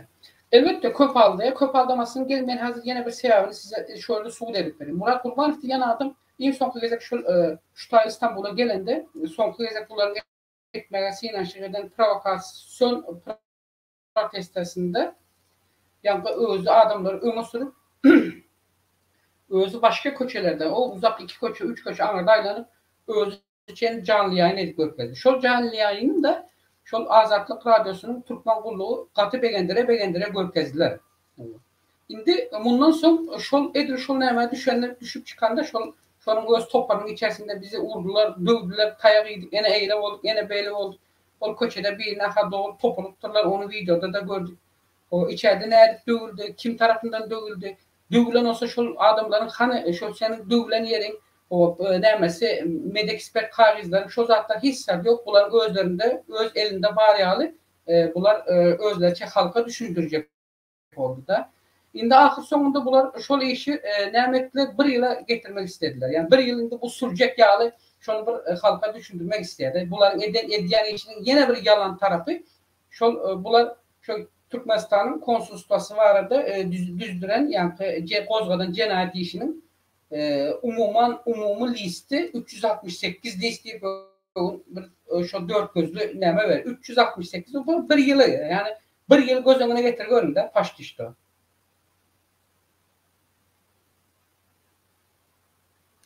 Şu 368 list demek yani bir yıla çekecek yani bir yılda eğer 368'den 768 list olsayım o sizin şu cinayet işiniz kozgalmaya sizin şu asıl eden öz işinizin sizin veya sizin şu başınızda duran topar yol başınızın özü şu Türkmenistan'dan o hazırki şu rejim parazın kulluk edip duranların hükmü bilen rolü bilen o şoların buyruğu bilen şu yerde sizi oynadık dur. Bu zatlar açık hemmesi ortaya çıkacak. Bu hiç şimdi uzağa gitme vazmožnost kalmadı. Çekmeye bu işlerinde uzağa gitmesine de. Yönü esası şu yerde yine bir belirlemeli bir zat var. Şu yine yanı yakında yine bunların yalan gepinin bir suudnaması yanı yakında Türkmenistan'ın konsulluğu rejim parazları şu tayda yardım düşen olsa şu Türk neyme bir cemgeçilik mi bir neymesini dörtlettiler de. Şimdi göz önüne getirip gördüm. Bunlar ozala Oğuz boyu derneğe gidip ayak kalkıp oturuyorlardı. Türkmenistan adına dernek cemiyet açtılar. Şimdi şu cemiyette ben cemiyetin üyelerinin ehlisini özümçe neymedi gördüm de bunlar yukarı vazifede ozan işler, yukarı vazifeden işler emekli, pensa çıkan bunların hiçbir Türkmenistan bilen bağlanışığı olmadık yerde bunların ehlisinin hazırki hükümetiyle bağlanışının Türkiye hükümetiyle bağlanışının varlığı için bunlar Türkmenistan'ın təzə cemiyetçilik Türk neyme şu dernek mi cemiyetçilik mi şunu açıp bunlar neyme. Şimdi bugünlük günde hazır yani öğlen saat nerçilerde bir seyrettim bu Üç harfli topanın başlığı näme diye, inha diye bizim diye şu makalaçlarını biz diye biz diye Türkmenistan'dan her gün diye haber alıp doğrusu o inha şu gün haber aldım. Bizim yine şu makalaça edeni işlerimiz o rezultat verip başlattır. Bana Türkmenistan'dan adamlar o şeyle deyip hat yazdı, malumat verdiler. Murad Ağa yine sizin edeni işleriniz için o edeni işleriniz için katı ulu näme taptı. Türkmenistan'ın hukuk koruyan idarenin işgärleri indi ozalklar ýaly bize ýowuz davranyp bilen oklar. O näme diýse kanun esasında näme diýerler. Ine bizim şu makalaçy eden işimizin o rezultatlary ine adamlar şeýle boldy. 30 ýyl mundan ozal ýokdy diýer. 30 ýyl mundan ozal ýokdy. Indem gördüňmi dernek açyldy. Indi ýoş ýaly hasabyna ýatyrylan zat eýen bu ortadan aýrylmaly. Bu adam indi ortadan aýrylmaly. Sebäbi bu bunun nämes tutmadı. Bulayam anladan buyruk aldı. Bu tutmadı. Yine bir bellemeli zat. Şu topanın içerisinde seyredin. Şu topanın içerisinde şu Murat Kurbanov değişti olsun, beylekilere değişti olsun. Şu topar yol başlarının birinin maşkalı ağzasını uyuna baran adam yok. Hükümet tarafından. Şunu bir ünüs veren adam var mı? Birinin yekece birinin oyuna kime seretse şu topara yanaşan Yönüker hayatın maşkalasına baskı Türkmenistan'da. Ona özleri aytı, biz aydanımız yok. Özleri aydı otellerde, şu topanın içindekiler. İne menin atama, ine menin doğanıma, ine eylekti, beyletti. Evet, elbette doğru eden olmaklara mümkün. Ediyorlarsa Türkmenistan'ın asıl kesbi kârı olur. Hükümetteki şu organizasyon zulüm paraz nəmələri şoların eden işi şu. Olar şonu ediyor. Ne şu yerde yeni bir bellemeli zat. Benim daha aklımın hiç almadık yeri şu sebep oldu. Bunlar yanı yakında şu öz topana değişti olan kebir rayetlerin içeri tutulup kavgalanın arada malumat verdiler. Elbette bari olmağa mümkün. Bunlar umuman takalanımızda bu Türkiye'nin polisiyasını ve migrasyon emesini yönemeden bir seyirgahı övürdüler. Girip çıkmak boyunca da içeri girip çıkmağa. Türkiye'nin advokatları bunlar için yaman katan sat näme oldu. Bilemiyorum. Ya Türkiye'de kanun başka mı? Ya biz başka ülkede yaşayıp veremiz mi? Ya biz bu ülkenin kanunu başka bir görünüşle gözle seyrede oturuz mu? Bizim hiç düşünemiz yok da bu zatları. Sonra bunların advokatı şu Türkmenistanlı rayetlerin özlem her nəməsində gelen 28 tane adam tutulmalı deyip Türkmenistan tarafından buyruk veriliptir deyip yönüşü ağzına gelen aydık durlar yönüşü 28 adam siz adını nəməsini görkezmeseniz hem sağında bir nəməsini çizip görkezin de biz bir bileni adını 28 oldu mu? Bunlar 28 oldu mu? Benim duyuşuma göre 28'e çıkarttılar. Yine 3 tane koşupturlar üstüne. Yine 3 tane koşupturlar. Üçsünü nereden alıp koşupturlar? Nerede koşupturlar benim bilemiyorum onu. Onu bu yalan propagandasını yönelden Topar'ın özleri bilemese. Şimdi şu Topar'ın içerisinde şu 25 adam diğerinden şu 25 adamın içerisindeki adamın içerisinde yine bir adamın has bir nəməsi adı familyası yaman bir xeyli nəmə gəlirdi bizə. Bunun şu Azad Xayıtbayev. Azad Xayıtbayev. Bu Azad Xayıtbayev'in şu Topar'ın içerisinde diyelim şunun o adı familyası tutulmalı. O adı familyası var olsa o şu Topar'ın içinde durum kanı o yalan makinesini üreten Topar'ın yolbaşçıları ve şun ağzaları. Ama düğün ve önküsü mü? Azad Xayıtbayev filan çemeni örer ve sizin barıp Türkmenistan şu konsulluğuna sizin Topar yolbaşınızın barıp girilmedik yerine bunlar gönümel girdi içeri. Gönümel girip şu konsullukta işte Azad Cepparov hatta şuradan kaçıp bunlar içeri alınma şu konsulluğundan kaçtı. Hani Azad Xayıtbayev tutulmalı olsa konsula var da bu olan. Ne için bu tutulmadı? Ne için bu tutulmadı konsulluk? Bunun bir sokta adı var olsa. Bunlar ne için tutulmadı? Yine bunların yalanı. Yine bunların yalanı. Bunlar yalan makine bilen. Yani makine diye yarın bir teknik encam bilen başka bir zatlar yani öndürüp çıkaracak olup şu özlerine bize karşı olmasın diye bir şeyle birazcık tecrübeli olan rayetler hem özlerine çekmek için her türlü oyun var ne diyorlar bunlar. Her türlü oyun. Gaytam Yine bundan beter seyredin. Şuların edilmedik işini. Yine şuların edilmedik işini. Yine şu çebenöre olan azat gidip təzə kurulan dengeye o yere benim duyuşuma göre. O yerde de var. O yerde de bunları yine kabul edilmedi. Ne için kabul etmedi o yerin yol başları? Ne için? Yine mesele. Ne mi için? Onlar Türkmenistan'a rejime hizmet ediyen adamlar. Onlar otağa varan adam otağa da varacağını biliyor. Otağa da varacağını biliyorlar. Çünkü bunlara cevap vermeye yürek yok. Türkmenistan rejimine kulluk eden rejim parazın haramzade itleri bunlara cevap verilmiyor. Bunların tam tersine geliyor tayağı yönükör ayet ondan sonra gidiyor bunlar pul soramaya geçiyor.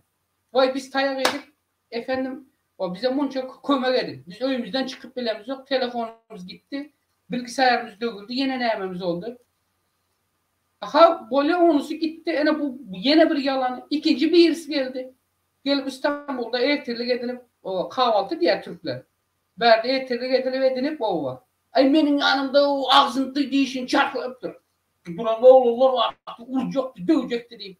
Kaytan bu özlerimiz tayağı esiller. Yine bunlar yine tayağı ertesi gün yine pul soramaya çıktı bunlar. Bunlar her gelen tayağı böyle her gelenin tayağı yedirip bunlara pul tölenem verdi. İstanbul'da fond mu var ya? Bir cemiyet mi var? Biz aydın bize bilelim. Onda bize çıkıp tayağı yiyelim. Bir yerinden de pul bilelim. Rozmay.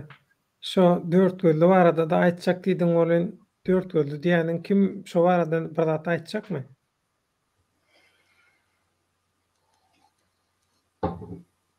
Dört gözlü var arada asıl dört gözlüğe geçmenke dört gözlüğüne ona yatlattın seni.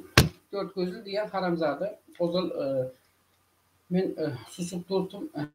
Şol öz nemesi bir gepleşiğinde seni, meni veya yine bir neçe bizim öz düşüncemizde olan adamları öz hedefine alıp bizi şol devlete hizmet ettiğimizin hem de şol devlete gerek olsa 3-5 kuruşa hem devletimizi hem maşkalamızı gerek olsa özümüzü satyalığımız var arada diye satya bular deyip bizi karalam bir şeyle bir propagasyon bir efir alıp vardı.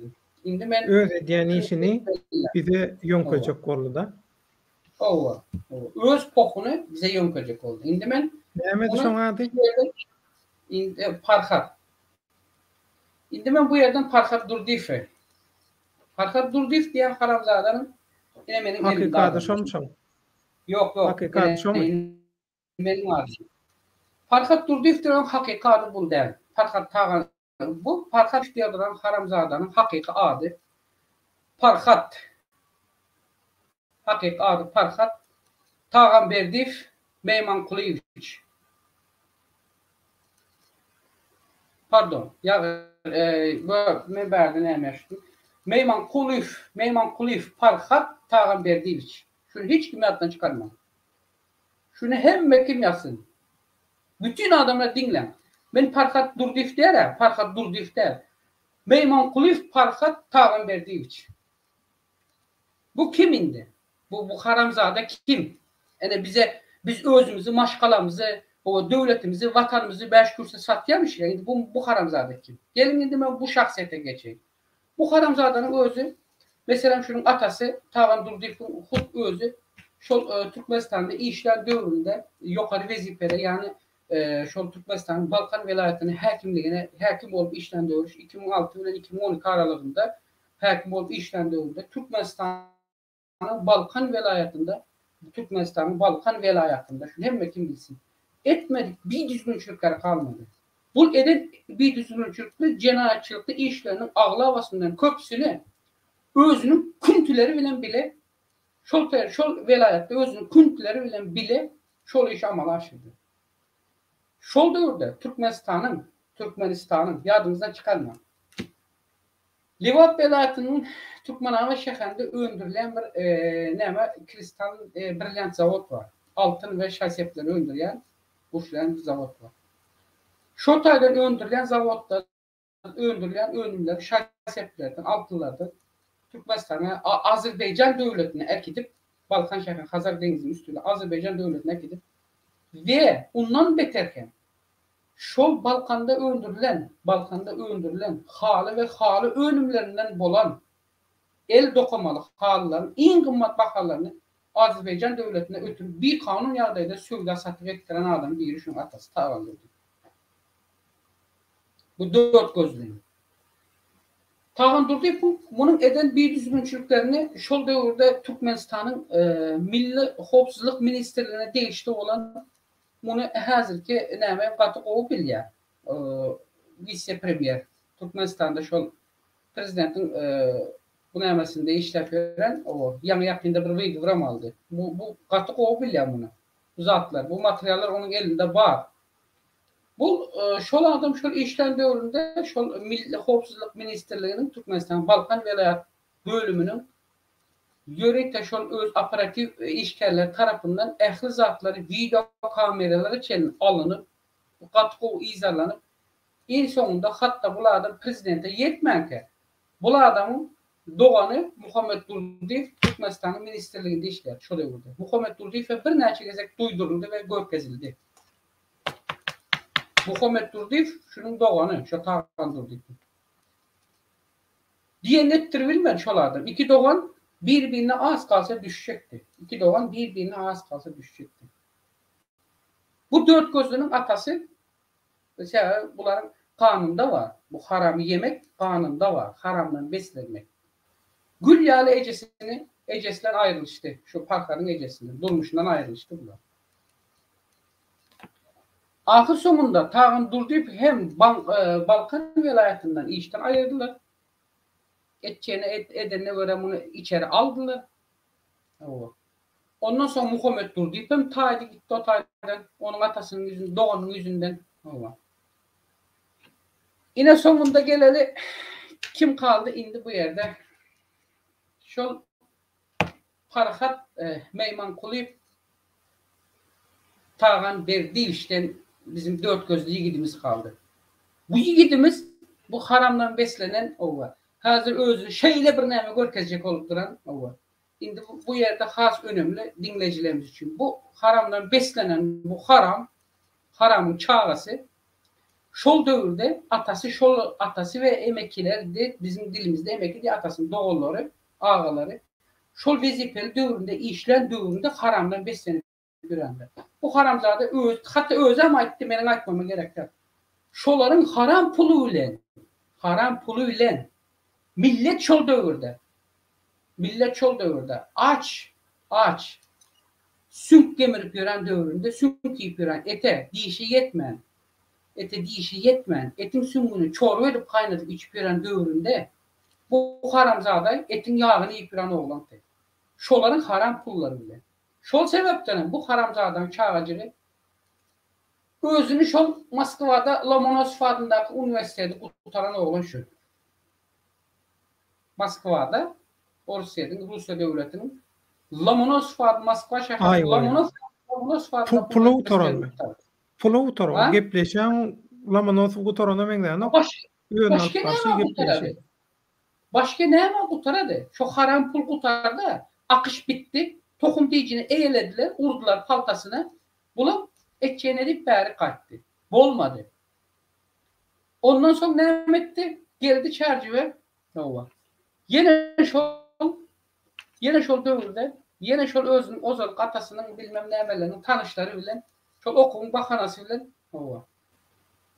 Verdi bir neme dipter. Rozaya seni glavni prokuror edip saylar terzi devlette seni şöyle işten vurdu başın çıkan yer. Yok sağ ol Batırcan Tanrı yapasın ben şu hukuk meselesi havarçın vazifeti hakikatları bolşara halka yetirmek. Ben prokuror olsam Türkmenistan'da o Batırcan hazırki vazifede oturan adamların %70'inin oyunu koydurarım. Ozalı ölen özünkilerden başını ondan sonra beganaya geçelim. Bunu ben açık edeyim. Niyetim şeyler. Ondan sonra şol dövrde bu şu okuğuna gelenden sonra Türkmenistan'ın Liva velayetinin Merkezi Bankı'nın yani şol Ozalı ölen şol Merkezi Bank'ın nemesinde Merkez Bank menajer bölümüne işe girdi. Menajer bölümünde işledi ve şu menajer bölümünden son ekonomik bölümüne geçedi. Yani şol momentde yine bu ozaldan şol yankı bellek geçişimyalı haramdan beslenen şol ağzı bir harama alışan nämenin ağzı yine şol nämen yer diýerler. Şol nämeden bu pulu durulmayan bu haramzadan çağırıcı şol döwürde şol bankda işlen döwürde bankın orunbasary bilen bilerikde özüň başlygy bilen bilerikde onun adyna açyklar ol hatda oturup çykdy. Şunun bu näse bilen şollar ikisi bile bunu katı ervet edip oynayanlar da bunu ele geçirirler bunu. Şotar iyice girmek için. Hatta şunun özü şol döwürde az onun üstünden gelecek. Şol döwürde şu işler döwüründe öz köp wagtda işlemedi şu bankta. Özü ama şonu köp wagtda işlemedi. Seret köp wagt işlemeden işe giren döwründen eýýän nefsini tutubilmän. Nefsini ve nabzını tutubilmedik. Haram çağıcığı gözü 33 gün 30 yaşına da ne çıktı. Ne için oldu? Şol döwürde şol bankta 1.450.000 Amerikan dollaryny Lewawyn kara bazarına süstüler. 1 milyon diye 450.000 Amerikan dollary. Bu pulu süsen bu haramzadan çağacıkları hakikaten halka verilmeli dayhan dayına gitmeli pullar. Bu pulun prosentini almak için bu şu oyun giyip dörenlerinde bunların izine Türkmenistan'ın Milli Hopsuzluk Kulluğu'nun yörükte buyruğu esasında Türkmenistan'ın İçeri İşler Bölümünün 6. addeli bunlar rastlayarak izine düşüyorlar. Ve 6. addel tarafından 6. addelin sülçüleri ve nemeleri tarafından şu haramzade bir neçe gezek Türkmenavat şehrinde yerleşen Türkmenavat şehrinin İzmir köçesinden Türkmenavat şehrinin 3000 mikrorayonuna geçen kenar kesişmesinin aşağında Şotay'da da birinci açılan Fitch House diye bir yer var. Katolmaktan yer. O yerde de şu pulu yöneme verelerle gürleşip Şotay'da pulların prosentlerini alıp beri getirip duran dövürler. Videolar ne çeline var. Ondan geçtik Türkmenavat şehrinin Edil içinde yerleşen hazırki Türkmenavat şehrinin o zamanki Türkmenistan Kino Teatrı hazır bilemiyor ne oldu. Edil şehr Türkmenistan Kino Teatrı'nın hazır arkasında Şotay'da kenar deyip bir restoran var. Bu restoranda da bunlar şu pulun neyemesini görüp şunun ikinci katını bankir edip Şotay'ını özler, 3 adam 4 adam Şotay'ını neyemedip banket edip Şotay'ını yaptırıp pulun haram pulun neyemesini gezen adamlar da bunların hemmesini ahirinde bunların yakalanmasına şol neymeler yüze çıktı. Ve bunların içerisinde yine şu bok yerlerin içerisine birine kime gelip bağlandı? Türkmenistan'ın görüyor şu hukuk koru idarelerinin birinin için eli varlığı için şu pok şunlara bağlandı. Sen arada şapka kovu sonra verdin. Yamanama sonra verdin. Şunu ait dedim aydı bilmedi. Hazıram aydı bilmez şunu şartlık. Ben hazıram aydıdan aydı bilmeyer. Ayttırmayalarım şartlılar. Rozo ayakka. Purmund. Sözünü unutma. Berde bağışlan bolyn var. Kimin kim bilen ara bağlanşykly, kimin kim bilen götte çatdygyny, umuman şu oppozisiýa aktivistlik meýdançasynda nähili oýundan oýnalýan, oýnaljak bolýan, oýnalsam diýänni doly açyk görkezmek üçin men aýtdym onu. O görkezip bilmejegini bilýän meni. Sebäbi men bilmeýän zadym bilen men näme üçin jedelleşeýin? Gaty erwet jedelleşdim. Näme diýdim men çekilýän idim. Şu bir adam halk üçin edýän hakykat mukaddes sowaply iş şu. Hakykat üçin görüşmek, hakykatlary dünýä jar etmek. Şunu men goýjak diýdim. Eger şonu suwut edebilseň diýdim. Edebilmejegini bilýän. Nüştaýda biri bir zat diýär. Şoňa nemetsene. Jogap bersene. Näme diýär? Häzir. Näme üçin şunu niýe öň aýtmadyňyz diýär. Ha, nirde şol? Näme üçin bular ýaly hakykatlary öňürek aýdyňyz?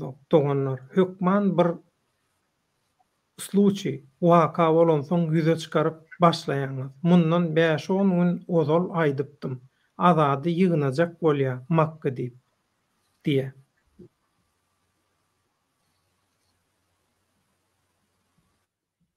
Rozbaýka.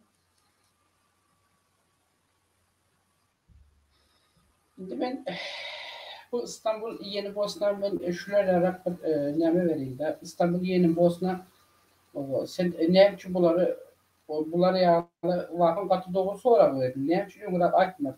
Dogry aýtmady. Şunu bizim aýtmamyzyň sebäbini siz bilýäňizmi özüňiz? Bizde var kelle, bizde var beyin, özünüzde de var Yeni Bosna, İstanbul Yeni Bosna. Bunu siz gaýtan özünüz şular ýaly ene meselem döwlet ya men olayım ya başka birisi olsun ya Azat Isakov olsun. Siz şu adamları hemmemizi bir eleştirmen, yani bir derinep özünüzçe sorap bilmeniz gerekmiyor mu? Bolya size verilen maglumat yanlış olsun, negatif olsun. O mesele değil. Adamzadın beynindeki fikri bilen, yüreğindeki ve görülecek olsa bilmek sizin şol eleştirerek, yani şunu sonunu bilmek isteyen şahsiyetinizin kimliğini size yanlış maglumat gelse de şunu ediyen işinden siz anlayıp düşünleri şu makareken aytmadık diyeniz öyle bizim bunu aytmamızda değil, biz bunu öne mi ayttık? Ha doğru, bu 4 harfli o makallar çıkanı yoktu bu. 4 harfli, 4 gözlü. O makallar yoktu bu ortalıkta. Sonku da orada peyda oldu. O hazır aytlar men diye özüm diye şol maşgalamı yaksalarım ne mesela meşru yola başım koydum. Meşru yoldan qaytmayan. Sen hala o yola başın koy görem yok sen. Sen 4 gözlü. O bize vatan satken, özün satken diydin ha. Sen baş koy görem yok sen. Sen baş koyan adam olsan sen 33 yaş gün Abdüşşükür'de yatan dövründe kimin üstüyle kutuldun sen? Ha? Senin o zargı pırkurar çölüyüp senin neymiş ol? Baban değilmiş ol. Ha? Sen haramzadan çağası senin götünde türsün kalman senin ecen pakir men açacak değil indi de ecen pakirin özüm şu nemeden de şartlık var şunun öyle nemeden de ecen özü yoğuşlukla sana mesaj verdi ve şolara çelini sorap bildi. Ecen pakirin özü kulağındaki halkalarını çelini seni şotaydan kurtaracak olur. Satıp veren adam senin yüzünden. Sen haramzadan yüzünden. Sen çölüp prokurorun aktığı sen. Abdüşşükür'e düşen adam kolay kolay sıpmaya. Şunu yadından çıkarma sen. Abdüşşükür'den çıkmak için. Zalsul'da çıkman gerek. Kaçan da Zalsul'da çıkarsan seni apravdar edecek suuttur. Günan olsun, günan olmasın. Elin kolunu salladı, Abdüşşükür'e eltip dükkanlarda gönümer otayda sana yine hoş geldin. Näme siz de inşallah otayda sen çıkarıp koyuran adam yok. O senin atayın o ya o zalkı Tağandır tipin Balkan velayetindeki nämesi değil o daçalar değil o. Rozbaýka sen özüň haçan ýatdyň şo Abdüşşükürde? Şonam aýdyp goýber. 99'da 1999 yılın yanlışmasam dekabr ayında, noyabr ayında gittiler. Etrafı Milli Hopsuluk Kulluğu'nun işgärleri bana bir günayım kadar Milli Hopsuluk Kulluğu işgärleri ve şondan sonra devletin hususi emlerindeki olan emlak jaýlary hususlaştırmak boýunça başka bir şahsiyete hususlaştırmağa hem de hususlaştırmak için ondan pul alıp devletin vezifeli adamları bilen şeyle cenayetçiliği işi amala aşıran deyip bana cenayet işini koydular. Yani onun içerisinde yine şol dövrde devletin vezifeli adamları bilen bilelikte şeyle hemen vezifesini eğeler, devletin vezifeli kulluk vazifesini eğer vazifeli adamlarla birlikte cinayet işini amala aşırdın deyip bana cinayet işini kozadılar. Olam yine şu vazifeli adam ve vazifeli idare yine şu orada Milli Hopsuluk Kurulu'nun öz nemesini özleri nemettiler de özüne bağladılar. Niyazov'un 96. yıldan mı neçenci yılda bir çıkaran kararı vardı. Yanlışmayın. Şu devlet emlakındaki var olan emlakların artık hususlaştırılmamazlık barada bir karar kabul edildi şu dövrde. Bunlar olsa şu kararı ederler de yana seret ve şu Abdüşükür'de 99. yılda şu noyabrın dekabrda gittim. Barıp 2010. yılın iyun ayının Xuda görkezmesinin bana şu ay yaman bir xilname gelirdi. İyun ayının iyul ayının yanlışmasam 11'inden 10'unda ben çıktım şu yerden. Özüm 3 gezek sulh oldum. 3. gezek zal sulh'ta Şotay'dan Türkmenavad'ın şehir Suud'un zalından çıktım ben. Benim gören görgülerim, çeken azaplarım bir ölmedim. Ben öne maydık verdim. Üstüne geri oturacaklar, yatılacak emler. O benim boynuma koyacak olup şol işleri beni zorlar. O benim 70% sağlığım şu yerde ben yitirdim ben. O yine şol işi beni şu Türkmenistan'ın görete Milli Hopsuluk Kurulu'nun bir işgalleri ile birlikte edipsiniz deyip tanımadık adam benimle bağlanıştırıp şuna da günah yüklemek istediler. Hatta şol adamı getirip Zasu'da çağırttım. Gelibilmedi. Getirdibilmedi. Yok şolar yaladım. Yok. Milli Hopsuluğunda yok. Absolut mu?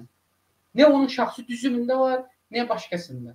Gayeten tersine. Şu Türkmenavad'ın şehir Suud'un ahirki şehir nemesinde şu Zasu'da şu devlet eyaletindeki olan şahsi emlaki yani hususlaştırmak için kim şu dokumenta kol koyup özüne inanlayan vazife devlet idaresi vazifesinin mührünü basan olsa şoların ehlisini yeke şu suda talep etti. Bunun içinde JEK da var, don problemi de var, velayet hakiminin orun basarı da var, notarus da var, yine kim etmedik, ne yapmadık, hepsini talep ettim. Ama bir gelebilmedi, bir yere. Eğer gece bir gelip bize şu oğlan şu dokumenti getirdi, biz şuna şu dokumenti kol çekmek için şeylerlikte bize şunca manat pul verdi alıp diyen olsa da ben o yerde başka bir aydı bilmedi. Suuda bilmedi. Kaytam tersine şol kararı prezidentin çıkaran kararını hiç kim ütkedi bilmeye. Bunu kim ütkediptir? Türkmenistan'ın Adalet Ministrliğine değiştirilen Türkmenistan'ın Kaziyet bölümünün şol dövründe Kaziyetler bölümünün Levant Velayet Kaziyeti'nin bir Kaziyet işiknemesinin karnamesiyle şol karar ütkediliptir. Çıktı o yerde. Kimin edeni ne edeni? Benim yardımdan çıkmaya. O sondan buldum. Bu zatları ben başımdan geçirmemin sebebi ben boşuna aytmadım ben. Türkmenistan'da şu bir düzgünçülüklük bağır olsa, Türkmenistan'da paraxorluk bağır olsa, Türkmenistan'da paraxorluktan daha beter halkın hakkına göz koyup halkı yani şu ezip onları bir adama kul etmek için tahmin edip baskı eden eğer bir idare rejim var olsa şu rejimin asıl başında duran şu idarenin yol başçıları devam ettim ben. Aşağı katlaktan tuttum üst katlara aşağı geldim ben.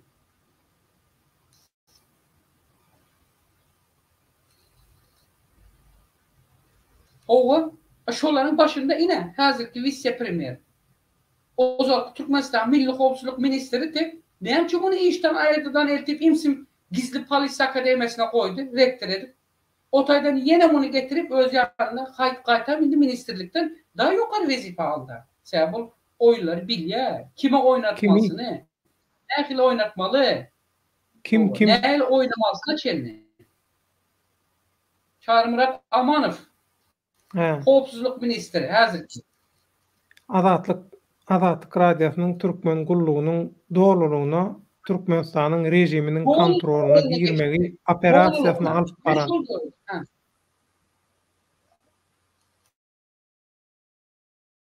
Burada da yine şundan belirleyeceğim. Şol dövrde indi üstüne geri otur. Men ayda otyna. Azatlygyň Türkmen gullugy taýýarlyk görün. Üstüne geri otur. Sizin haysi jurnalistleriniz haçan ne vakit, nerede, kim bilen görüşenine çelli.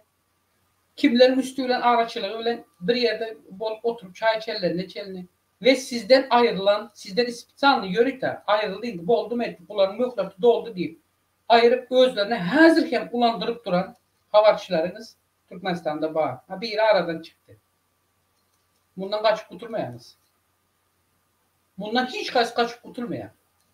Ben bunu açık ve net ediyorum. Şu provokasyon işlerin içerisinde eli Azatlık Radyosu'nun Türkmen Kulluğu'nun kebir jurnalistlerinin eli var. Yine buna ben kısa bir vakit açıklayacak. Faruk Yusuf'u yargına çıkarma senin. Ozalı bile Ulu Tayağı, Muhammed Tahir yer, ondan sonra seni yerindi. Ben sana da aydayım. Ben sana da aydayım. Adamların neyli maglumatlarını satmalı Türkmenistan'a, neyli maglumatlarını vermeli. Kimi ne kadar neyimce tutturmalı. Siz 3-5 kuruşun adamları neyli oynayan bir fikir edeceğinizi indi siz bizden görün.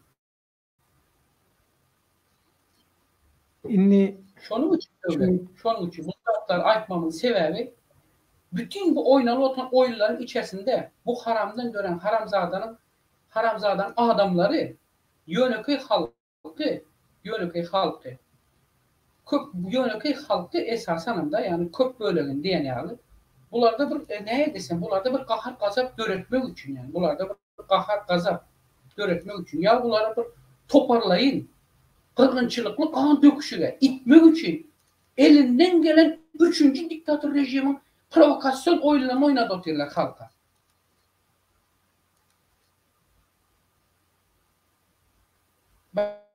Başka neye mi gereksin?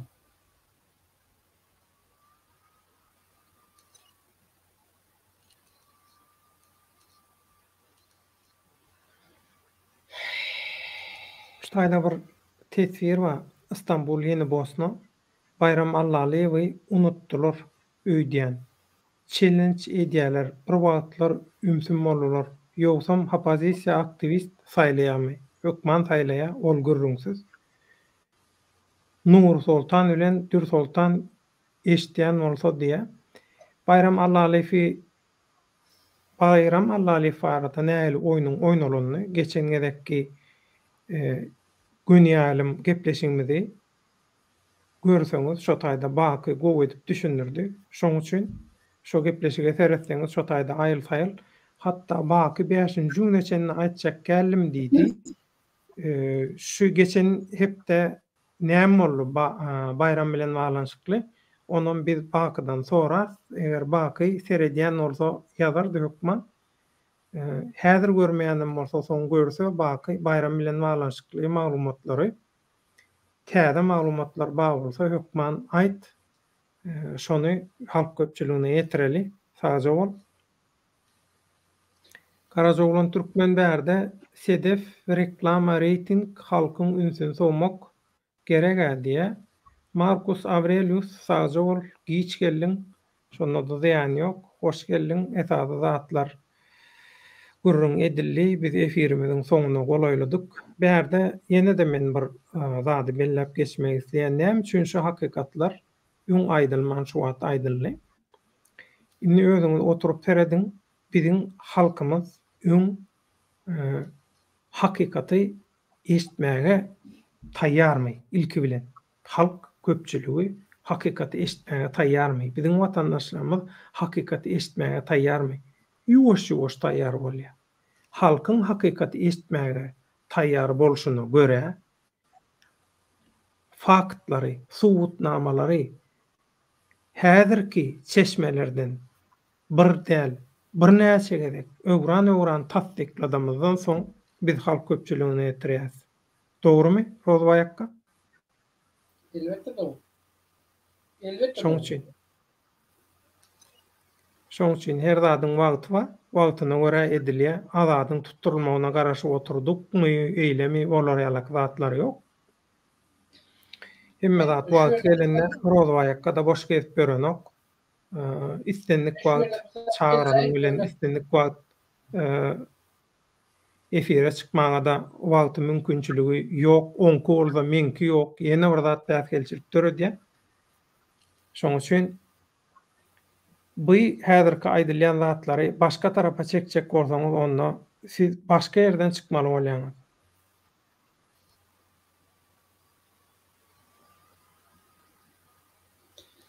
Men döwlet şuýla bir zat belläp geçen häzir men şol Urmut Rozovaý şaýda näme diýär? Ahmet Amany salam döwletaga gaýrat etdi, gurruňy berde.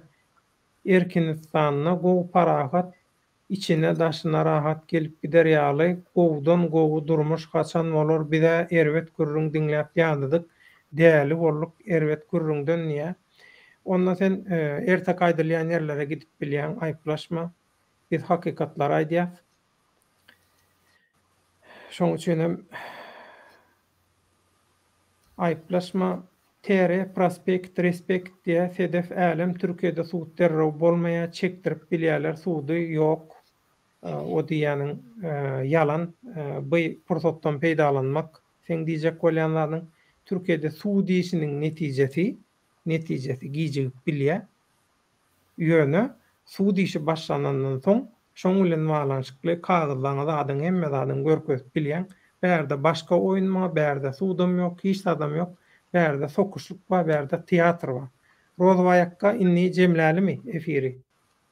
Cemlemezden meşrutada yine bir zat aýdym döwlet. Şöyle hem bekim bellesin esas mesele ýa-ni şu azat barada başladyk. Ben onu unuttum. Böyle unuttuk diýsek men undamok azat Isakov baradaky eger şu Yok. Emmede bir bilen şagaç iç-içe geçip giden ne bilýän? Zınjyr şoň üçin. belli de eger şu Azat Isakov bize ya ölüse dirisi var deger şu son 10 gün içerisinde eger şu arada şu maglumat eger biz bilmesek bunu açık şu taýdan men ıglan edeyim. Şol mahkama şenik diýen şahsiýet bilen şu taýda ýörüde biri varmış şo bile işleşen ozalky häzir adwokatdy Çarpulov. Men onu gatyp tanýan. Onu özüne olan men. Puluyup mu? Pulov mu bolmaly? Pulov. Ben onu gatyp tanýan. Gördü ol Moskwada. Bile hatta bir näçe ýerde oturuşdygam. Eger şu Çarpulov şu iş cenayetçilikli toparın içerisinde eger elinin barlygyny yekece bir ýerde syzyp biläsem, Huda saklasın eneme şu taýdan aýdýan Çarpulov size yüzlerden gaty görmem ýaşuly. Senin de Türkmenistanda niýede haýsy darada işleriň barada ähli maglumatlaryny pis bujuruklarynın öňüne şu taýda göni halkyň öňüne atjakdyr. Şunu ýadymyzdan çykarma. Eger şular ýa işin içerisinde eliň bar bolsa, tizden tiz eliňi çek we şu oglany ortağa çykarın. Eger çykarmasanız, mahkama şeýine ýerinde gaçyp gutulmaýar. Ben bunu açyk aýdýym. Bu gutuluş ýok. Eger gerek bolsa biz bunu ýörekde şu halkara suudlary bilen iş salışan ene şu taýda Türkiýede ulu adwokatlar var. Adwokatlar kollegiýasynyň nämeleri var, ýolbaşçylary var. Ýörek şu halkara suudlarynda jenaýat işlerine gatnaşan o wezipeli adwokatlar var, kategoriýaly. Biz şolar barada da biz özümüz şu taýda indi bundan bugün erteden başlar gerek bolsa şolardan ara baglanyşygaça geçişik ve ähli maglumatlary gerek olan maglumatlar şolary berip bize bärdeki Türkiýedeki o deportasiýa etjek bolup, etdirjek bolup hüjüm etdirýän bu 2 sany 3 sany gurjujukları bize umurumuzda däl. Bize esas adamlar var. Biz şolar barada gerek bolsa halkara jenaýat işini gozgamak üçin elde var eger bir edýän bolsa menem şonu etjek. Biz de öz egideşlerimizle öz başımıza düşenini öz başımıza gelenini ähli jebir çekmeli olsa bizim taýýar. Ede sizin ýaly siz kellenizi etenizi alanırsanız ölümden korkmayasınız diye. Yani bizim şunu edýäsin diye. Bizim sizden korkamız yok. No. Bizim edeceğimiz ve açacağımız şundan ibaret. Biz Türkmenistan devletinin içerisinde 3. avtoriter diktatör rejimin öğretmene ruhsat vermeyiz ve şu diktatör rejimine hizmet edecek olan hizmetparast, haramzade, zulümparast çinovniklerinde şu devlette halkı onlara karşı oynatkanı ettirmeriz. Etmezsem. Ölümse ene bolýar. Bizim taýýar şoňa. Ine bundan sonra bu saatdan sonra haýsy näme elinden gelse edin. Yine bir bellecek zaten. Yine bir şutada efirge tutarman kaydın. Türkmenistan'ın şu İstanbul'daki başkonsulluğunda işleyen Azat Cepparov şoňa ýakyn bir öz garydaşlarından birisi. Ben 3-4 günden beri yiyem şonun izine takıldım. Ben onu kaçırmayan, eğer beni görenden kaçtı. Hatta neydi ne kaçanı da mı açacak? Türkmenistan'ın İstanbul şehrinin içerisindeki bir döviz bankında ulu ummatsız muhtardı Türkmenistan'a hem Türkmenistan'dan daşarı Türkmenistan'dan beri pul sevdasını ediyor. Beni gördü şu bankın içerisinde 3 gezek beni şu döviz bankında gördü. Döviz bankında gördüm. Ben təşkilatlardan qaydanma için çıkıldım ben durdu. Hatta ben şu döviz bankının ağzında şu an yürüyüp de karışıp durdum. Döviz bankının işgalleri çıkıp bana siz kime karışıyorsunuz, kime bekliyorsunuz deyip şunun buyruğu ile şu yerde bana ne edecek oldular. İstanbul'un Aksaray şehri. Vurup elinden pul alıp halka paylamalı ekeni. Ben pul almayayım. O pulunu alacak değil. Alan pulunu şu pulu kimden aldı, niyeden aldı, şu pul nereye gitti, nereye geliyor. Berde, anladı halk. 50 alcık çöreğe, 5 manatçık pula kösünüp gören. Bunlar bu yerde. Ummatsız muhtarda pul aktarıp gören. Hem Angrik hem Berik. Yine buna hem mekim adınızda saklan. Azat Cebbarov'un en yakın kardeşlerinin birisi. Yine indem efir kalan zat halka millete kalan ne mi deyse biz dinleriz. Halk karar versin. Halk öz karar versin. Marcus Aurelius deyip yaman gowy hormat oyan tesirçilerimin biri. Hakikatlar teljilip bir yan tesirçilerimizden. Şu tayda bir tesir yazıptır. Murat Gurban, Azat Kayıtbayev bilen çemeni täze açılan dernekde, cemiyette gördüm diye şoçunmu diye. Ey. Bu birinciden mahsus o Murat'ın oğuldan ahire onun yalan geplemek ve şeyle propaganda oyunu oynamak onun genetikasında var. Murat Gurban'ın mahsus mesela aydın. İkinciden bu Azat Kayıtbayev bilen çemen hali yanı yakında. Bu dernek açılandan sonra, bir günden sonra, 2 günden sonra bunlar ikisi varıp yürüyüp şu derneğe. Şu derneğin Türkmenistan halkı için neyme behbit verecek? Türkmenistan halkı için ve Türkmenistan'ın Türkiye'deki halkının behbitlerini qoğurabilecek mi şu dernek? Şu derneğin açılmasının asıl maksatları neyme? Neymeden varıp şu zatları soğurabilmek için, halka ayan etmek için şu çemen öyle ağza şol derneğe terzaçlan derneğe vardı. Bir irem çıkıp bir derneğin dine yol başçısı değil ki. Huda saklasın yol başçısından belki sen çıkıp şolara cevap verilmiyor. Korktular ikisinden. Tolga derneğin yol başçıları. Dernek konsulun içindekiler cevap vermeyen son gelip dernektekiler ne edip cevap versin?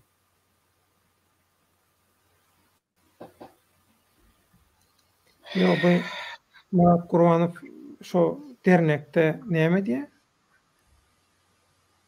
Azat Kayıtbayev bilen çemen täze açılan dernekte gördüm deyipdir. Öz gözü bile görüpdürmi? O Türkiye sokulmayan adam nädip görýär? Yo görende näme ondan näme diýjek bolýar? Marcus Aurelius şu diýen zadyň bilen näme diýjek bolýar? Bir aýyplama barmy? Näme bar? Bu sen ýazan zadyň haýsy tarapa çekmeli? Näme düşünmeli? Düşündirdin? Yok, Marcus'un yazanında näme yok. O aydanda esas bu yerde tayan näme diýjek bolýar? Şunu diýmek bilen şu aydan. Bu diýmek bilen bular ikisi nämemiş? Buların düşüncesinde olanlar nämemiş? Türkmenistan hükümetine bağlı şolarla bile ara bağlanışı var. Şolara hizmet etdiýär diye diýjek bolýar. Düşündün mü? Yani sen, ben, yine kim bize şey olarak ters düşüncesine biz ters kavat gelen adamlar mesela Türkmenistan ön bize ayıpladı yardıma düşenöse. Bunlar şular ya anık Moğolmatı ne edip alıp bilýär Türkmenistan'dan diye. Bizi de mi karaladı? Edir şol oyunun ikinci nämesi. Bir habarçy bolan üçin alıp dur. Bir ýylyň adamy däl. Onlarça ýyldan bäri halk bilen işleşip gelýär. Şoň üçin hem halk ananyp bize maglumaty berýär. Biz alan maglumatymyzdan 5-6 ýerden tasdikladyp ondan berýär. Neşriýatlara. Feredinli. Azat Kayıtbayev, Murat Gurbanov Türkmenistanyň adamy diýe. Eger inni şonu diýen bolsa, näme üçin ol spisekde Azat Gaýtbaýewiň adam ba şol spisekde şol gorulmaly adamlar diýen adamlaryňyň ispitegine alardyň adyny näme üçin goşýaňyz? Kelläňizi işläňiz. Bunu yekece bunu şu tesviri yazan oğlanı geçirýän tesvire geçireger mümkin bolsa sana hazırmy şu taýda şu tesviri yazan oğlanı adı başka nämesi bir bunu gatongat tanıyaz senem bilýän menem bilýän onu soň özüne duýduran ýöne şunu özüne açjak bolýanda sen şu Azat Gaýtbaýew Murat Gurbanow Türkmenistanyň adamy diýýän bolsalar sen şolaryň toparynda biri bilen arada bir bağlanşyga näme efire bağlan şolaryň toparynda sen çykyş etdiň. Sen näme soramadyň sen şolardan hakykatdan Azat Gaýtbaýew Murat Gurbanow Türkmenistanyň adamy diýip şolardan sorap bildiňmi sen? Soramadın. Sen seni takip edip oturtma şu makal. Sen şu yerde hak hiç olmanda halk için eğer behbet için enemeden olsan şolar var arada bir soramasa ben sana eyvallah derdim. Hatta ondan soramadın sen. Kaytan bolya bazılarının bir yere çıkmalı olsa bolya gelin hepten bir 6. bazılarının toplanışı bir yerde bulun edildiydi. Yani mesela adın tutamı yok verdi. Katı görme. Edir şu nemeden logikana ona yardımına çıkarma diyor. Diye bu yerde adı tükadın. Hökümete işleýär diýjek bolýar diye. Ay bizim rejimiň adamy diýdi wagtynda. Ya arkadaşlar hökümete işleýän ýöne diýen adyny öz düşünen ok. Hökümete işleýän adam hakyky özü şol Murat Gurbanowyň özü. Milli Howpsuzlyk Gollugynyň o Aşgabat şäher bölüminiň o başlygynyň ýörete himayet etmesinde ýurdun daşyna kaçtı. Siz pikir edeniz yok mu adamlar? Şonun şu Aşgabatda Bäherdende şonun tokum tiýiji yok mudur diýip pikir edýäňizmi siz? Ha? Näçe şu tokum tiýijini ýekece birine baryp pitdigini batyryp bilen yok. Şolar çünkü emir demiri keser diýipdirler. Siz kime işleýäniňizi, kimin kime işleýänligine bir gaýrat edin, ünüs berin, dikkatlice seyredin. Adamlar.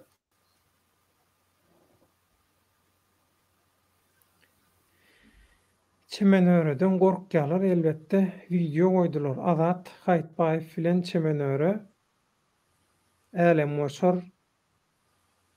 Moşor kanalyna olar gizli işlade eden oklar konsolun gapsynyň öňünde video we samsyk bolmaň diýe. Doğru. Doğru. Gün şu yere barıp videosuna çeken. Ben hayran kaldım ben şu an. Gün. Bilem şu taýda yine en esas bellemeli zat şol konsullukda işleyen konsulluğun bir cevap perişkari özünün adını, familiyasını sorayalar, aytmayalar. Aytam şol öz eýeleýän wezipesinden peýdalanıp şu konsulluğun kapısından baran Türkmen dilinde gürlep duran Türkmenistanyň raýatyna veya Türkmenistanlylar olan bir vatandaşa näme diýe? Sen kim? Kim sen diýer. Bu näme diýmek? Özlerinin eýeleýän wezipesine hyýanatçylykly ve psikolog basyş edýär. Haýwat atýar. Ondan beter. Şol özünün wezipesinden hyýanatçylykly peýdalanyp özlerinin medeni ve dil sürtüşmesini ters ulanıp halka äskermesini edip duran şol. Sen kimsen diýär şolara. Gözüne ona getirdin mi? Dinle oturmana. Kimsen? Sen bir wezipede oturan yol başçı olsan, kim bolsan, sen bir edarada sekreter bile olsan, senin kapından baran islendik bir şahsiyete sen kim değilmeyen? Diýmeye de hakkın yok. Siz kimsiniz? Bizi bir tanıştırar mısınız? Özünüz arada bir şahsı maglumatınız ya sizi tasdiklayan bir elinizde dokument var mı? Senedi bilersiniz biz deyip senin şol baran raýaty yüzlenmen gerek. Bu senin eýelen wezipendäki kodekslerde, maddelerde var. Rozaýakka. Burmun. Ştaýdaňky Marcus Aurelius diye ol şuny aýtdy onu diye şol Azat Gaýtbaýew bilen.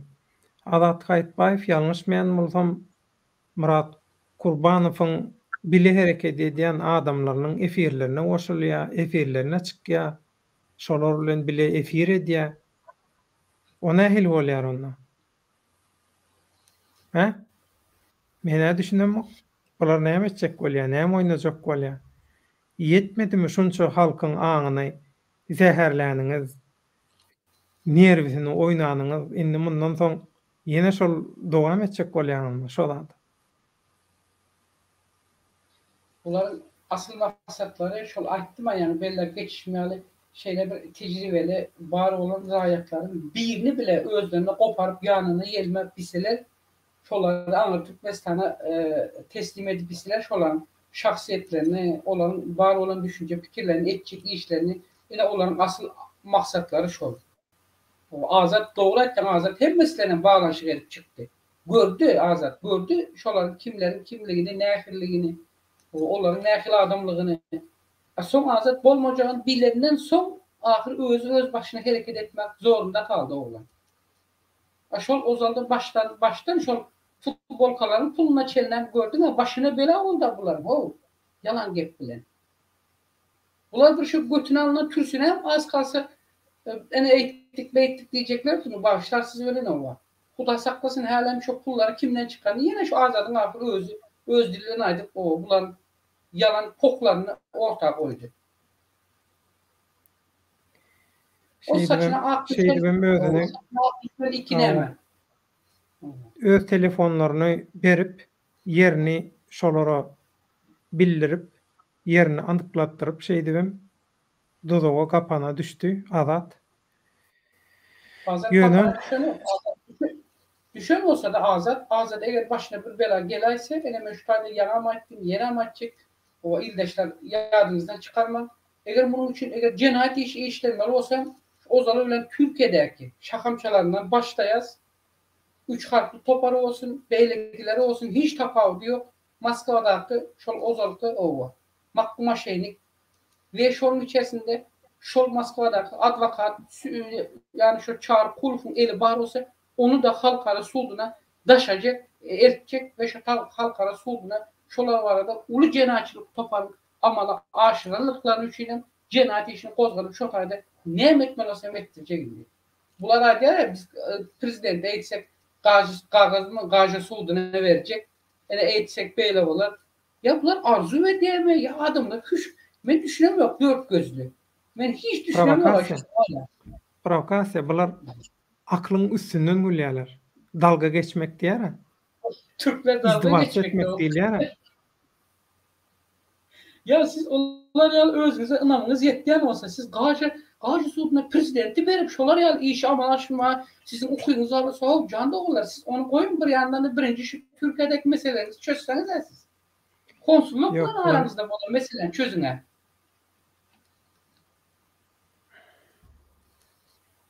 Ya devlet ne mi diyeyim?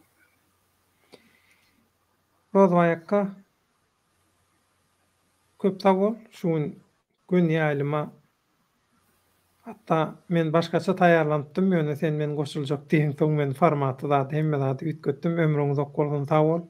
Gelip gyzyllan gymmatly taryhyň şaýaty hökümine beren maglumatlaryň üçin mehriban oğullar. Bugünkü gün efirimiz biziň aslında Azat Türkmen ady bilen Russiýa Federasiýasyndan çykyş edýän, YouTube'dan çykyş edýän Azat Ishakowyň satylşy, dozoga düşürilşi. Şoň bilen baglanşykly umumyň daşary ýurtda azatlyga, adalata, erkinlige, göreşe we haramzadalary, diktatory, geljekki diktatorlyklary, diktator bolsam diýip ýok edýänleri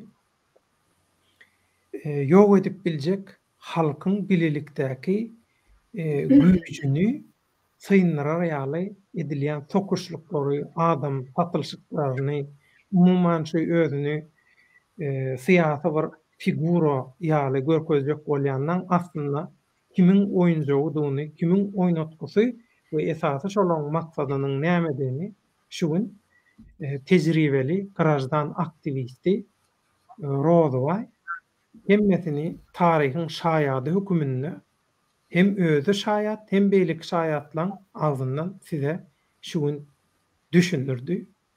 Siz şundan özüňize gerekli netijeni peýdaly tejribäni çykararsynız diýip umyt edýäs.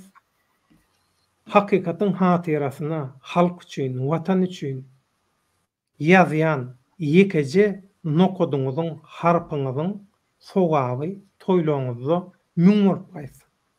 Esasanam şu Türkmenim kanalynyň göni alimini tesirler bilen alyp barýan watandaşlarymyz eliňiz, ýüzüňiz, ruhuňyz geljek 7-77 müň arkaňyz dert görmesin.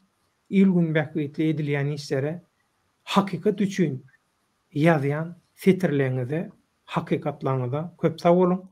Roza Bayakka göni alimi goşantlaryň üçin köp sag bol. Taňary ýalkasyn. Sizem sağ olun. Hemmenize Taňary ýalkasyn dinleýäňiz üçin ýene şu taýda bir azajyk fırsat berleýin. Mehriban dinleyijiler, eziz Türkmenistanlylar, meniň bu size berýän maglumatlarym häli 3'ten 1'iniň hatta 50'sini men aýdyrtym. Köp zady men aýdyrmak sebäp köp zatlar aýdylmak üçin käbir adamlaryň şahsiýetleri we şahsy gurulplary goranmasy gerek. Munyň içerisinde döwletiň degişli bolan käbir edaralar da bar. Şo zatlary men hemmesine şo kanun esasında köp zatlar göze alanyň soň şol adamlaryň haýyşy boýunça şol adamlaryň ýörüte owa şu bize berýän owa bizim üstümizden size berýän edýän hemayatlary üçin ve şol risklerem özüm şu zatları göze alıp size aýdyrtymda. Sebäbi bu işleri eýen men şol 99'dan soň hökümetten aramda gopandan soň bu işler başımdan geçirdim. Hatta ýene saňa adam aýtdym. Azatlyk radiosuna Türkmenistanyň ştatdan daşary şu habarçy bolup işlem döwründe de meniň iň ortada şu meni ýok etmek üçin janyma kastetjek bolup elinden gelen etdiler Türkmenistanda. Nu başartmadı ve şu sebepten Türkiye çıkmak zorunda kaldım. Yöne Türkiye çıksamam meniň çıkanımdan sonra meniň şu işleri meniň elimden şu işlerden ayırmak için bunu Azatlyk Radiosuna Türkmen guldu bilýär. O meniň şol tokum tijimden hem atamy hem gün yüzünü görmedik alıp bir ýarym ýaşyndaky çagajyk ýegençimi öldürdüler hökümet. Öldürdüler. Şunu ýatdan çıkarmam. Ama men sizin beýiniňiziň başyňyza ölüm gelsin diýip hiç men nämetmeýän, dilegem etmeýän, arzum etmeýän, Huda saklasın gelmesin. Nosiller häli bu siýasatyň nämeligini, bu siýasatyň içinde kimler nähil oyun oynayar, kimler kimleri bilen bu alyň meýdany siz pikir edýäňiz boşdur diýip. O alyň meýdanynda gerek bolsa, men öňe aýdypdym, gerek bolsa adam pidasy bolar bu ýerde. O jan alarlar diýip ben aýtdym. Şular ýer jenatçylyga çenli gelerler diýip näçe aýlar, ýyllardır dil döklerdim. Yine şu zatlar bolup oturup, bolýarym, boljak mehriban adamlar, şu zatlardan äge bolun, özüňize dikkat edin. Haram ve haramzada uğraşan, şoňa eli hem dili batan rejimiň gulluk paras itlerinden uzak durun adamlar. Ozary bilen özüňiziň janyňyzy, saglygyňyzy, başyňyzyň dik bolmagyny goran, ondan soň ähli zady taýýarlykly hereket etmek üçin hemme zat her ömrümizde. Sağ olun. Roza Bayakka köp sag bol. Azat Ishakowyň ýagdaýynyň anyklanmagy, deriňelmegi we gysga wagtyň içinde azadyň azad edilmegi üçin biz elimizden geleni gaýgarmak mehriban doganlar ýaşy dilegde bolun. Hakykat üçin biz elimizden geleni hiç wagt gaýgarmak, onu da azat ýaly edermen ýigdimiz üçin, eňneşimiz üçin. Bundan hatirjem bolun.